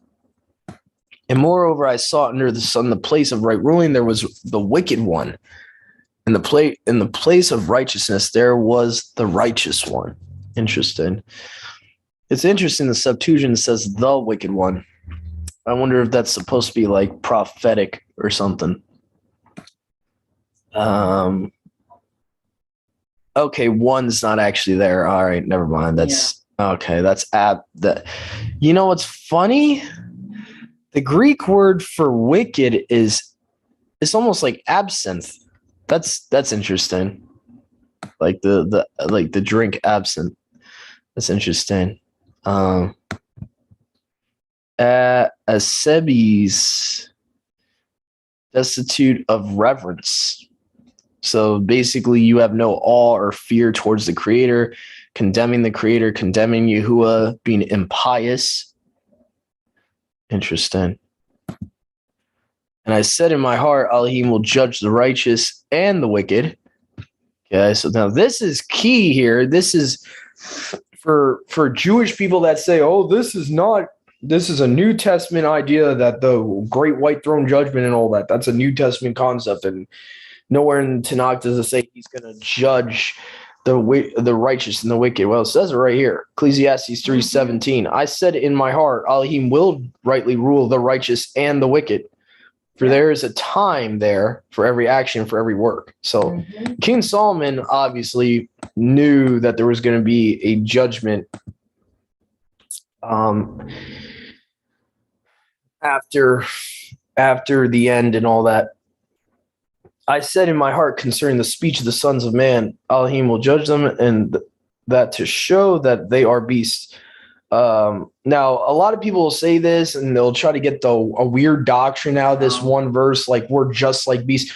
What Solomon is probably alluding to is that after the fall, that we became like beasts in a way, because it's weird, like that virus of original sin made us almost like brute beasts. I think that's what he's talking about, spiritual things here. He's not saying a man and a beast are equal. He's not saying that. I know some people will take that out of this verse. That's not what he's saying. No. He's obviously he's talking about the actions of men and how they're like brute beasts, which we see in scripture all over. Even Nebuchadnezzar, he became like a beast because he became depraved. Also to them is the event of the sons of men, and the event of the brute even befalls them, as is the death of one, also the death of the other. There is one breath to all. And what has man more than the brute? Nothing, for all his vanity. Now, the one breath, I'm wondering if that's referring to Yahuwah's spirit they're talking about. My footnote says spirit. It doesn't say. Well, breath is spirit. Like breath and spirit are like I know. synonyms for one another. I'll go to one, but what I'm pointing out is that we don't each all have one breath. You know what I mean? Like, you have a different ruach from me. We don't have the same ruach. We don't all humanity doesn't have one ruach in them. Each person had a different breath of life in them. So they're if you think about it, like Adam became a living soul when Yahuwah breathed himself on him. So and you'll see this in extra biblical literature, there's a title Yahuwah is given called the Master of Spirits, plural. So obviously each person has their own spirit. But what this is probably saying here is talking about Yahuwah's spirit is in all mankind. That's what he's talking about, that Yahuwah can commune with all of us. That's what it's referring to as the one breath. Okay. All go to one place. Okay, so this is probably where Paul gets his concept of all men are appointed death, all go to one place, all were formed out of the dust, and all will return to dust. And who has seen the spirit of the sons of men, whether it goes upward, and the spirit of beasts, whether it goes downward to the earth? Now, Solomon's not saying that your spirit goes straight. Well, your spirit, yes, is taken by the Father when you die, but you yourself don't go up there. And I saw that there was no toe, but that whether a man shall rejoice in his works, for it is his portion, who shall bring him to see anything of that which shall be after him. Meaning, who shall show man once he's dead what's going to happen after? You know, that's the concept there. Doug, is it the spirit or the soul? Well, a soul is a spirit in a body. According to the Hebrew concept, a soul is different from a spirit. A soul is actually the vessel that your ruach is in, plus the ruach. That's what a soul is. So it's like a combination. Adam became a living nefesh soul when Yahuwah breathed his breath, his ruach, on him and gave him the breath of life. So he gave him an actual spirit in him. And that's what made him a living soul. So this is where the confusion comes in. Soul is different from spirit because it's the combination of a ruach in a body. That's the difference. So essentially, no, your soul doesn't go up straight up when you die, because your body is part of your soul. So essentially, the spirit, that the breath of life he gave each and every one of us, goes back to the Father when we go down to Sheol. And we're not given back that ruach until the resurrection happens. So that's why Ecclesiastes, you can even, same book, you'll find King Solomon saying, when man dies, Yahuwah takes the spirit, goes back to Yahuwah who gave it to the man. So spirit and soul are different. It's a confusing concept, because in Christianity, they kind of combine soul and spirit as the same thing. It's not. There's a distinction between the two. A soul's a combination of a body and spirit, to simplify it. That's what a soul is. Behold the tear. I'm just seeing if there's anything important to bring out. I praised all the dead that already died. Yeah, this guy, man, he had a Job experience, man. He's envious of the dead, that they're already resting in Sheol, and he wants to go down there. Better also than both is he who has not yet been seen the evil that is under the sun. And I saw the labor, the diligent work that is a man's envy from his brother. This is also vanity and waywardness of spirit. The fool folds his hands together and eats his own flesh. Now, what it's talking about is talking about what Paul talks about too in his letters, about none of us should be like this fool that doesn't want to work, folds his hands, that's lazy. Better is a handful rest than 2 hands of trouble, waywardness of spirit. So I returned and saw vanity under the sun. There's none alone, and there's none a second. Yea, he has neither son nor brother, yet there's no end to all his labor, neither is his eyes satisfied with wealth. So again, he talks a lot about like the love of money and how the love of money is evil, which is kind of interesting, because Yahushua talks about it too in the Brit Hadashah. Be careful of the love of money. To pride the soul of Tob. This is also vanity and an evil trouble. 2 are better than 1 seen. They have a Tob reward for their labor. For if they fall, the one will lift up his fellow. But woe to him that is alone when he falls, and there is not a second to lift him up. So basically, it's talking about, like, you should always have a brother or sister working with you, because just in case you fall, they can help you up. Also, if 2 should lie together, they also get heat, but how shall one be warmed alone? So you'll learn that, like, in survival situations, what he's talking about there, where, you need body heat out in the bitter cold in the winter. And if one should prevail against him, the 2 shall withstand him. A threefold cord shall not be easily broken. So this is talking about, like, the more friends you have that are true friends or true brothers and sisters, a bond like that's not easily broken. So that's what he's talking about there. Better is a poor and a wise child than an old and foolish king who knows not how to take heed any longer. For he shall come forth out of the house prisoners and reign. Behold, all the living who are walking under the sun with the second youth, who shall stand up in each one's place. There is no end to all the people, to all who were before them. And the last shall not rejoice in him, for this is also vanity of waywardness of spirit. Keep your foot whensoever you go to the house of Elohim, and when you are near to hear, let your sacrifice be better than the gift of fools, for they know not that they are doing evil. Interesting. So he's talking about when to offer a gift or a sacrifice to Yahuwah, what to do there. Be not hasty with your mouth. So this is really important. That's, the same thing. You shouldn't have curses and barakas from the same member, like James says. For though the multitude of trial, a dream comes, and a fool's voice is the multitude of words. Whenever you shall vow a vow. Now, this is important because this is another distinction Christianity doesn't make. Cursing, or basically when he talks about not cursing, but to swear by heaven and earth, he's not talking about profanity. I know we've been raised in the Christian background. We think the word swear means profanity. No, they're two different things. Profanity is not good either. So don't get me wrong. We shouldn't be using profanity either, according to Ephesians. Okay. Mm-hmm. But swearing and profanity are not the same. Not the same. And Christianity has used the term swear as equivalent to profanity. Yeah. It's not equivalent. Okay, so when Yahushua is talking about swearing by heaven and earth, he's not talking about curse words, okay? He's talking about promising something you can't keep. He's talking about taking a vow, like basically what Ecclesiastes 5 is talking about.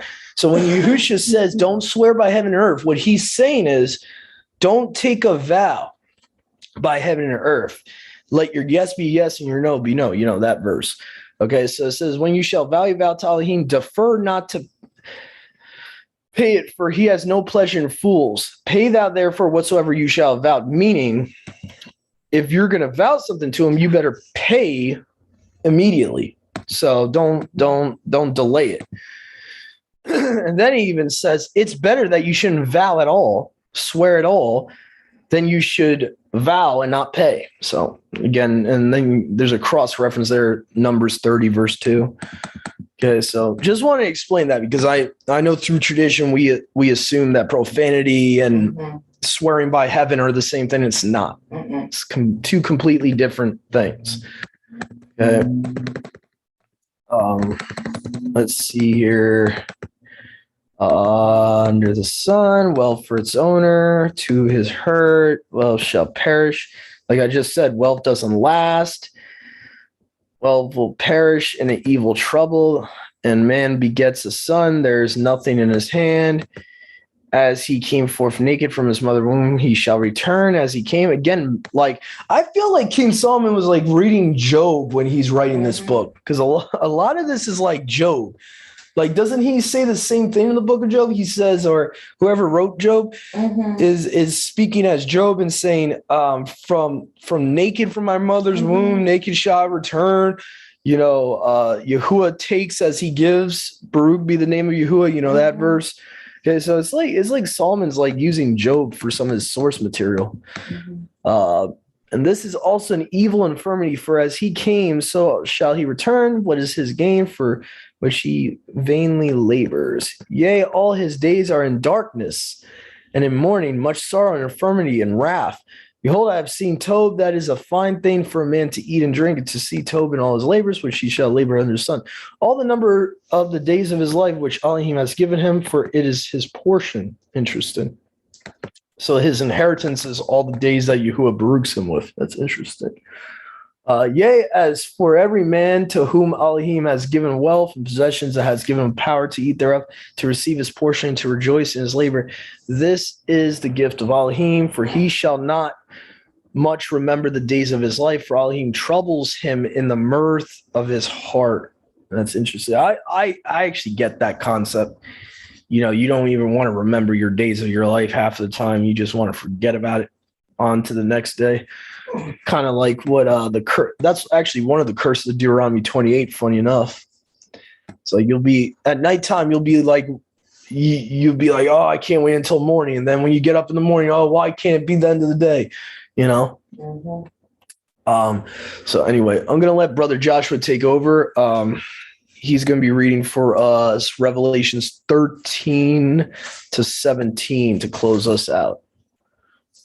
Let's see here. Revelations 13 to 17? Yeah. All right, I'll get to that tomorrow. All right, so Revelations 13 from the Peshitta. This is the OANT version. And I stood on the sand of the sea, and I saw a beast descending from the sea, which had 10 horns and 7 heads, and upon its horns 10 crowns, and upon its heads the name of blasphemy. They got a red star right next to the name, so I don't know what that's about. But anyways, and the beast that I saw was like a leopard, and its feet like those of a wolf, and its mouth like that of lions. And the dragon gave its throne, its power, and great authority to it. And one of its heads was as if it had been crushed to death, and its mortal wound was healed. And all the earth marveled after the beast. And they worshipped the dragon that gives authority to the beast, and they worshipped the beast, saying, Who is like the beast, and who is able to war with it? And the mouth that speaks great things, and blasphemy was given to it, and authority was given to it to work 42 months. And it opened its mouth to blaspheme before Yahuwah, to blaspheme the name and the dwelling of those who dwell in Shemaim. And it was granted to make war with the Kodeshim and to conquer them. And it was given authority over all generations, peoples, languages, and nations. And all the inhabitants of the earth will worship it, those who are not written in the book of life of the Lamb slain before the foundation of the world. This right here, I'm sorry, I got to stop right here. This right here shows me that you can't spiritualize this. You can't spiritualize it as a nation or as. There's just no way to spiritualize it, and there's no way to say that it's already happened, or that it's already here, because each and every one of us has, at one point or another, been in Christianity or Judaism or whatever. Each of us, at one point or not following Yahuwah and following Satan at one point. So to say that it's some type of system, or to say that it's, I don't know how to really go into detail, but I've heard the way that people have tried to spiritualize this. And there's just no way that you can spiritualize it, because you have to be worshiping something that has not come onto, hasn't been presented yet, something that's not here yet. In the context of this verse. Anyways, chapter 9. He who has an ear, let him hear. Whoever leads into captivity goes into captivity, and those who murder with the sword will be killed with the sword. Here is faith in the endurance of the Kodeshim. And I saw another beast that ascended from the ground, and it had 2 horns, and was like the lamb, and was speaking like the dragon. And it will exercise all the authority of the former beast before it, and will make the earth and those living in it able to worship the first beast, whose mortal wound was healed. And it will perform great signs, so as to make fire descend from heaven, and heaven on the earth before the people. And it will seduce those living on the earth by the signs that were given to it to perform before the beast, to tell the dwellers on earth to make an image to the beast, which had the wound by the sword and lived. And it was given to it to give spirit to the image of the beast, and to cause that all who would not worship the image of the beast would be murdered. And it will cause all, small and great, rich and poor, masters and servants, to be given a mark on their right hands or on their foreheads, that no one may buy or sell again, except one who has on him the mark of the name of the beast or the number of its name. Here is wisdom, and whoever has a mind in him, let him calculate the number of the beast, for it is the number of a man, 666. And I saw and behold the Lamb standing on Mount Zion, and with him 144,000 who have his name upon them, and the name of his Father written on their foreheads. And I heard a sound from Shemaim, as the sound of many waters, and as the sound of a great thunder. The sound which I heard was like a harpist. Again, they've got a little asterisk right there. I'll have to look into that later. But anyways, playing on his harp. And they were singing as a new hymn of praise before the throne, and before the 4 beasts, and before the elders, and no one was able to learn the hymn but the 144,000 redeemed from the earth. These are those who have not been defiled with women, for they are virgins who cleave to the Lamb wherever he goes. These were redeemed from men, the first fruits to Yahuwah and to the Lamb. And there is no falsehood found in their mouths, as they are without fault. And I saw another Malach flying in the midst of Shamaim, and he had with him the eternal Tob news to preach unto the dwellers of Eretz, and to all people, nations, generations, and languages, saying with a great voice, stand in awe of Yahuwah, and give him esteem, because the hour of his judgment has come. And worship him who made the Shamaim and the Eretz and the sea and the springs of water. And another, the second one, followed him and said, fallen, fallen, Babylon the Great, who gave all nations to drink of the passion of her fornication. Another, the third Malach, followed them, saying with a great voice, whoever worshipped the beast and its image and received its mark on his forehead shall also drink from the wine of the passion of Yahuwah, of the master Yahuwah, which is mixed without dilution in the cup of his rage, and he will be tormented by fire and brimstone before the Kodashim and before the Lamb, and the smoke of their torment ascends for the eternity of eternities, and there is no rest, day or night, for those who worship the beast and its image, and for him who takes the mark of its name. Here is the patience of the Kodashim, those who keep the commandments of Yahuwah and the faith of Yahushua. And I heard a voice from Shamaim that said, write, Baruch are the dead from now on, who have departed in our master. Yes, says the Ruach, because they shall rest from their labors. And behold, a white cloud, and upon the cloud sat the likeness of a man, and he had on his head a crown of gold, and his hand a sharp sickle. And another Malach went out from the temple and shouted with a great voice to him, sitting on the cloud, send your sickle and reap, because the hour to reap has come. And he who sat on the cloud thrust his sickle unto the earth, and the earth was reaped. Another Malach went out from the temple, which is in Shamaim, and there was with him a sharp sickle. Another Malach went out from the altar, who had authority over fire, and he shouted with a great voice to him who had the sharp sickle with him, send your sharp sickle and gather of the clusters of the vineyards of the earth, because its grapes are large. And the Malach thrust his sickle unto the earth, and gathered the vines of the earth, and cast them into the great winepress of the passion of Yahuwah. And the winepress was trodden outside the city, and blood came out of the winepress unto the bridle of the horses for 1,200 stadia. Chapter 15. And I saw another great and wonderful sign in Shamaim, Malach, which had the Malachim, which had the 7 last plagues with them. For in them the anger of Yahuwah is finished. And I saw as a sea of glass mingled with fire, and those who were victorious over the beast, and over its image, and over the number of its name.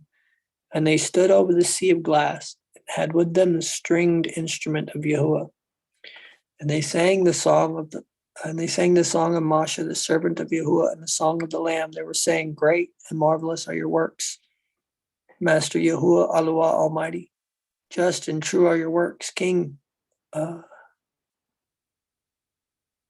don't know what that word should be where it says universe, but King of the universe. Will not reverence you, Master Yahuwah, and esteem your name.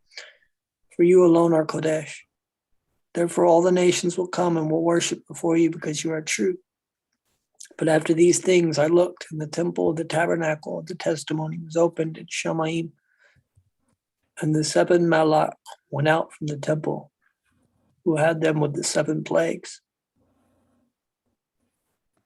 And the 7 Malachim went out from the temple, who had with them the 7 plagues, while wearing pure and bright linen, and bound around their chests with a golden wrap. And one of the 4 beasts gave to the 7 Malachim 7 vessels full of the passion of Yahuwah, who is the life for the eternity of eternities. So be it. And the temple was full of the smoke of the esteem of Yahuwah and of his power. And no one was able to enter the temple until the 7 plagues of the 7 Malachim would be finished. And I heard a great voice from the temple that said to the 7 Malachim, go and pour out the 7 vessels of the passion of Yahuwah on the earth. And the first went and poured his vessel upon the earth, and there were severe and painful abscesses over the people who have the mark of the beast upon them, and over those who worship its image. And the second Malachim poured his vessel into the sea, and the sea became as dead, and every living animal in the sea died. And the third Malach poured his vessel into the rivers and into the springs of water, and they became blood. And I heard the Malach of the water saying, "You are righteous, who are and have been, and you are Kodesh, who have decreed these things, because they have shed the blood of the prophets and of the Kodeshim, and you have given them blood to drink. They deserve it." And I heard the altar saying, "Yes, Master Yahuwah, Elohim Almighty, true and righteous are your judgments." And the fourth Malach poured his vessel over the sun, and it was given him to scorch people with fire. And the children of men were scorched with great heat, and they blasphemed the name of Yahuwah, who has authority over these plagues, and they did not repent to give him esteem. And the fifth Malach poured his vessel over the throne of the beast, and its kingdom became darkness, and they were gnawing their tongues from the pain. And they blasphemed the name of Yahuwah of Shamayim due to their pains and due to their sores, and they did not repent of their works. And the sixth Malach poured his vessel over the great river Euphrates, and its water dried up that the way of the kings from the east may be prepared. And I saw from the mouth of the dragon, and from the mouth of the beast, and from the mouth of the false prophet, 3 foul ruchs like frogs. For they are the ruchs of demons who perform signs, which go into the kings of the habitable earth to gather them to the war of that great day of Yahuwah Almighty. Behold, I come like a thief. Baruch is he who watches and keeps his garments, lest he walk naked, and they see his shame. And he shall gather them to the place called in Hebrew Megiddo. And the seventh Malach poured his vessel into the air, and a great voice went out from the temple from before the throne, which said, "It is done." There were lightnings and thunders, and there was a great earthquake, the like of which earthquake there has not been since people have been upon the Eretz. It was so great. And the great city became 3 parts, and the cities of the nations fell. And Babylon the Great was remembered before Yahuwah to give it the cup of the wine of his passion and of his wrath. And every island fled, and the mountains were not found. And great hailstones about a talent fell from the sky on the children of men. And the children of men cursed Yahuwah because of the plague of hail, because his plague was very great. Chapter 17. And one of the 7 Malach who had with them the 7 vessels came and spoke with me, saying, "Follow me. I shall show you the judgment of the harlot who sits on many waters. For the kings of the earth committed fornication with her. And all earth dwellers," that's weird, "all earth dwellers are drunk with the wine of her fornication." And he brought me to the wilderness in the Ruach, and I saw a woman who sat on a blood-red beast full of blasphemous names, which had 7 heads and 10 horns, and the woman was wearing purple and scarlet, gilt with gold and precious stones, and pearls, and had a cup of gold in her hand, and it was full of abominations and the filth of her fornication. And upon her forehead was written, "Mystery Babylon the Great, the mother of harlots, and the filth of the earth." And I saw the woman who was drunk with the blood of the Kodeshim, and with the blood of the witnesses of Yahushua, and I was stunned with a great astonishment when I saw her. And the Malach said to me, "Why are you stunned? I shall tell you the mystery of the woman and of the beast that bears her, which has 7 heads and 10 horns. The beast which you saw existed and is not, and is about to come up from the sea, and is going to destruction. And the inhabitants on earth will marvel, whose names are not written in the book of life from the foundation of the world, when they see the beast which was and is not and is approaching. Here is the meaning for one having wisdom. The 7 heads are 7 mountains upon which the woman sits. And there are 7 kings. 5 have fallen and 1 is, and there is another not yet come. And when he comes, a little remaining time is given to him. And the dragon and the beast which it brought and is not also is the 8th and is of the 7 and is going to destruction. And the 10 horns of the beast are 10 kings whose kingdoms they have not yet received, but take authority as kings for 1 hour with the beast. These have one will, and their power and authority they give to the beast. These will make war with the Lamb, and the Lamb will conquer them, because he is Yahuwah of power and the King of kings, and because his people are called, chosen, and faithful. And he said to me, the waters that you saw upon which the harlot sat of the nations, multitudes, peoples, and languages.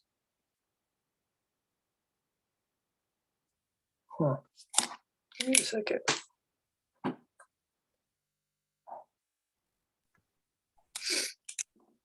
The 10 horns that you saw in the beast will hate the harlot and will make her desolate and naked and will devour her flesh and will burn her in fire. But Yahuwah gave into their hearts to perform his pleasure and to do their one purpose, and will give their kingdom to the beast until the words of Yahuwah are fulfilled. And the woman which you saw is that great city which has rule over the kings of the earth. Yeah. And that's Revelation 17. Hallelujah.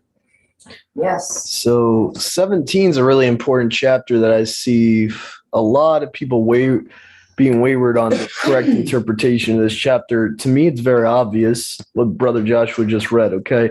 Number one, she's called a mother, right? What religious system out there today is known as the Mother Church, okay? That's Revelation 17. Oh, so this is the Vatican itself claims they're a mother.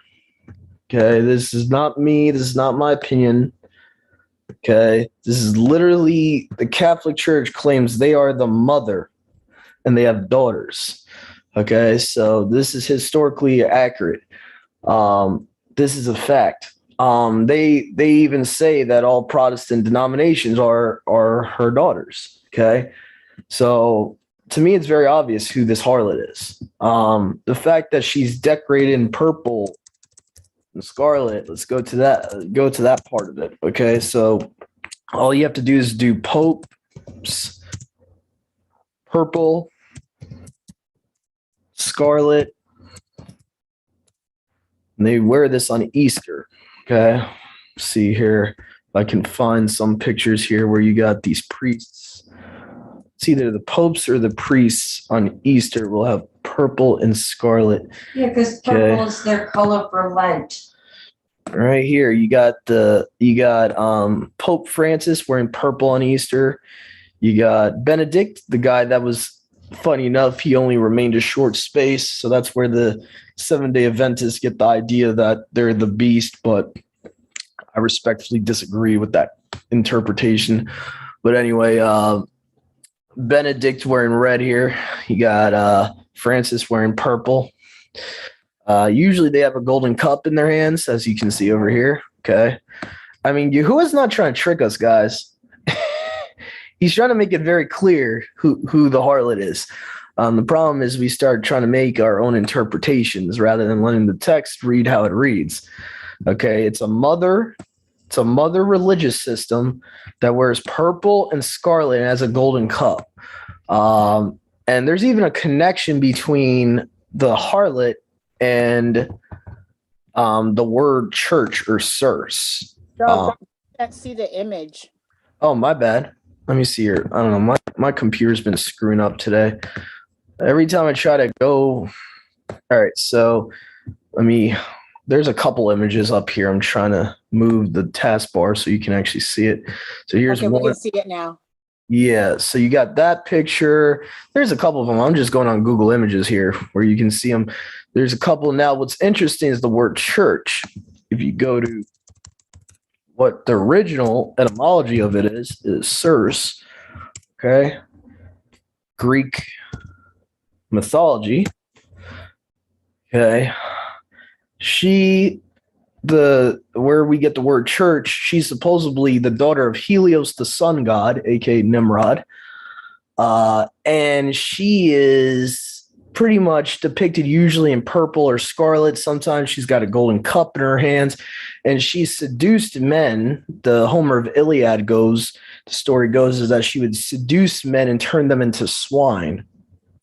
I just find it interesting because that's the main thing that the people in the church today don't want to give up their swine. So I just find it interesting for what it's worth. And this is like a really evil depiction of her. You know, definitely portrays Circe pretty well right there. Got the golden cup in her hands. You know, you could say the blood of the set apart ones, even, you know. And sometimes she's even pictured with a dragon or a snake around her. That kind of reminds me of some other evil female in legend, you know, Lilith. Kind of reminds me of her. So very, very interesting. But I just find it interesting. That's where we get the word church from. Okay. And William Tyndale, Protestant reformer, never used the word church in his Bible to describe the body of Messiah. He always used the word congregation, not church. Because the only time he ever used it is when it's describing a temple of Artemis. He would call it church. So anyway, just thought I would mention that. I think there's a connection, in my opinion, between this Circe goddess and the Vatican, in my opinion. I think there's a clear connection there. Here's another picture of her holding like a cup and all that. It's very hard to find a picture of her, though, where she has both the purple and scarlet. And this is one where she's got technically purple and scarlet on her, like dark blue and scarlet. Okay. But yeah, you can find this for yourself. You can research it for yourself. This is where the word church comes from. Yeah, here we go. There we go. I thought I had it. For some reason, they're not allowing me to expand the view. I don't know if you guys can see the smaller view there. She's got purple dress on, scarlet in the background. Yeah. So anyway, so just thought I would mention that. But then if we go back to scripture, even there's certain hints in this chapter who the harlot is. Okay. The 7 hills, okay, Rome, well, the Vatican sits on 7 hills, okay? I mean, we can go on and on through this whole chapter, how the Catholic Church easily is categorized through this chapter as the harlot. Okay, let's see, the beast was and is approaching. So in my opinion, when you look at verse 8 of this chapter, it's telling you the beast is not some new anti-Messiah that's a political leader. I know a lot of Christians have grown up and their pastors have told them after generation, oh, it's just going to be some random guy, random president. No. If you read the verse here, it says the beast that was. What does it mean by was? It means that he was already the beast.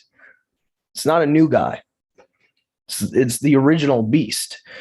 And if you go to the book of Genesis, you could pretty much put 2 and 2 together who the original beast was. The guy that pretty much thought of the idea, let's create a Tower of Babel to make war with Yahuwah. You know, he's the original beast. Okay, so I think it's very clear. Scripture is very clear that the original beast is going to be the beast in the end times. I think Yahuwah is trying to make it clear to us. And I mean, we didn't read it today, but we read it a couple of weeks ago. Revelations 9 talks about, gives you the name of the beast, tells you who it is. So if you go to, what is it, Revelations 9:11, I find it interesting. 9:11 is the chapter numbering that talks about the beast. So it says, having a king over them, the messenger of the bottomless pit, whose name in Hebrew is Abaddon, but in Greek he has the name Apollyon. Now, Apollyon is like a derivative of Apollo. Okay. Nimrod would have been known as Apollo to the Greeks. So just saying, I think Yahuwah is trying to be very clear who this beast is. We don't have time to go into it because we've already done studies about how I theorize that Nimrod's going to, come on the scene and all that. We don't have time to go into that, but basically, I believe Nimrod is the anti-Messiah. It seems very clear to me that he's going to be the beast that was and still is and is not. So let's see here. Now, I wanted to explain something because you might be confused with verse 8 saying that he comes out of the sea, and the Greek says out of the abyss. Okay. The abyss is basically a sea because you have waters of the abyss. So I just wanted to explain that to everyone because I know that's like different terminology. It might be a little confusing. Okay. So basically, when Yahuwah created the earth, he had waters below the ocean, waters below the waters. Okay. So he had waters of the abyss there. So when it says abyss, it is a sea. Essentially, it is. There's waters under the Eretz, just to explain that. I also find it interesting. It says they will marvel.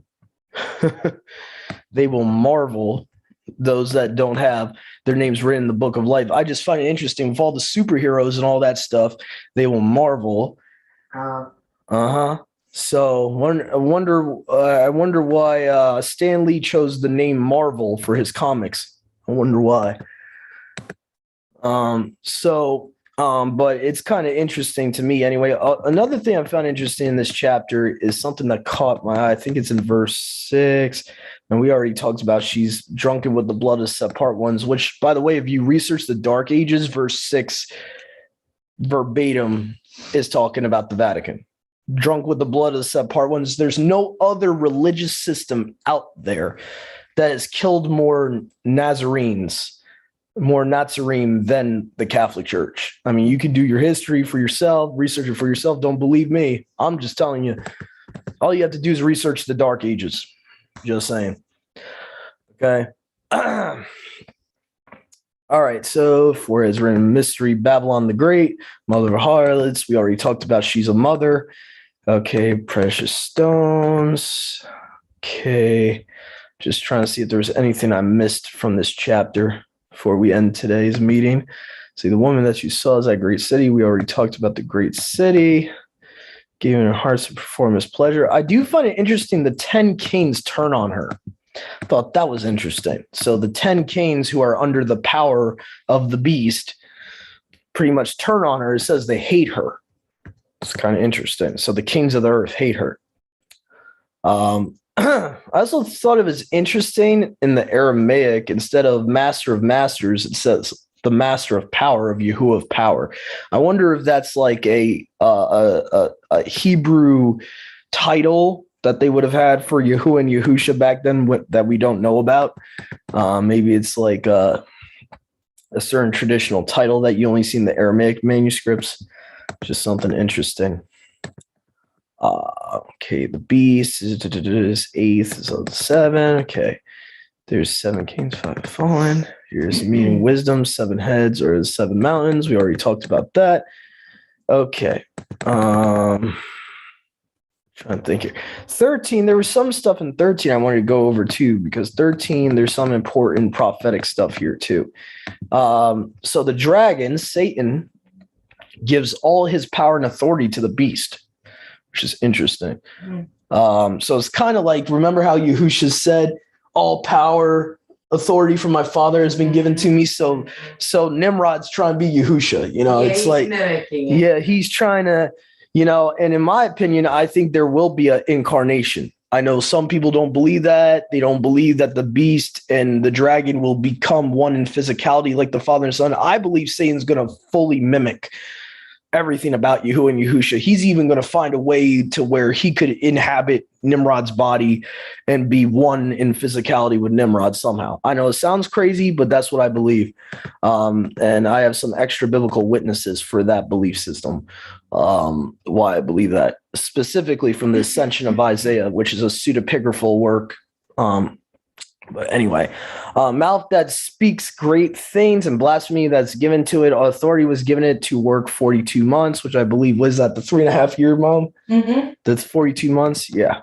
Okay. So, and it opens his mouth to blaspheme before Elohim, to blaspheme the name and the dwelling of those who dwell in heaven, and to make war with the set apart ones. We see that paralleled in Daniel 7:29, to make war with the set apart ones.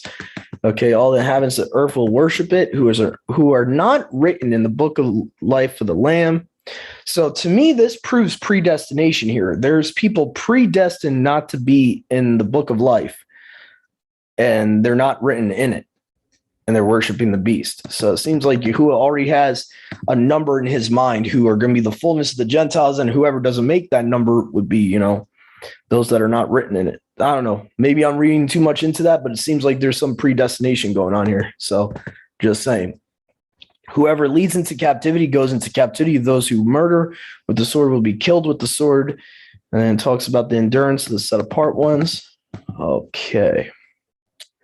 Let's see. I saw another beast that ascended from the ground, and it had two horns, and one was like a lamb, and speaking like a dragon. And just to reiterate what Brother Joshua was already saying from before, these are not nations. I know the Christian traditional interpretation, Revelations 13, is the first beast is America, the second beast, or the first beast is Rome, the second beast is America. I completely disagree. These are individuals being talked about.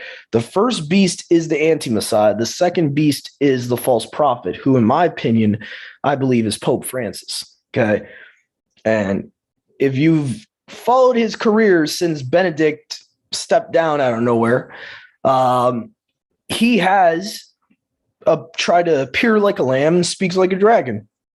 He tried to appear all set apart and all such a righteous type of guy. And then his true character, people are starting to see his true character. The fact that he, in his own words, said Yahushua failed at the stake.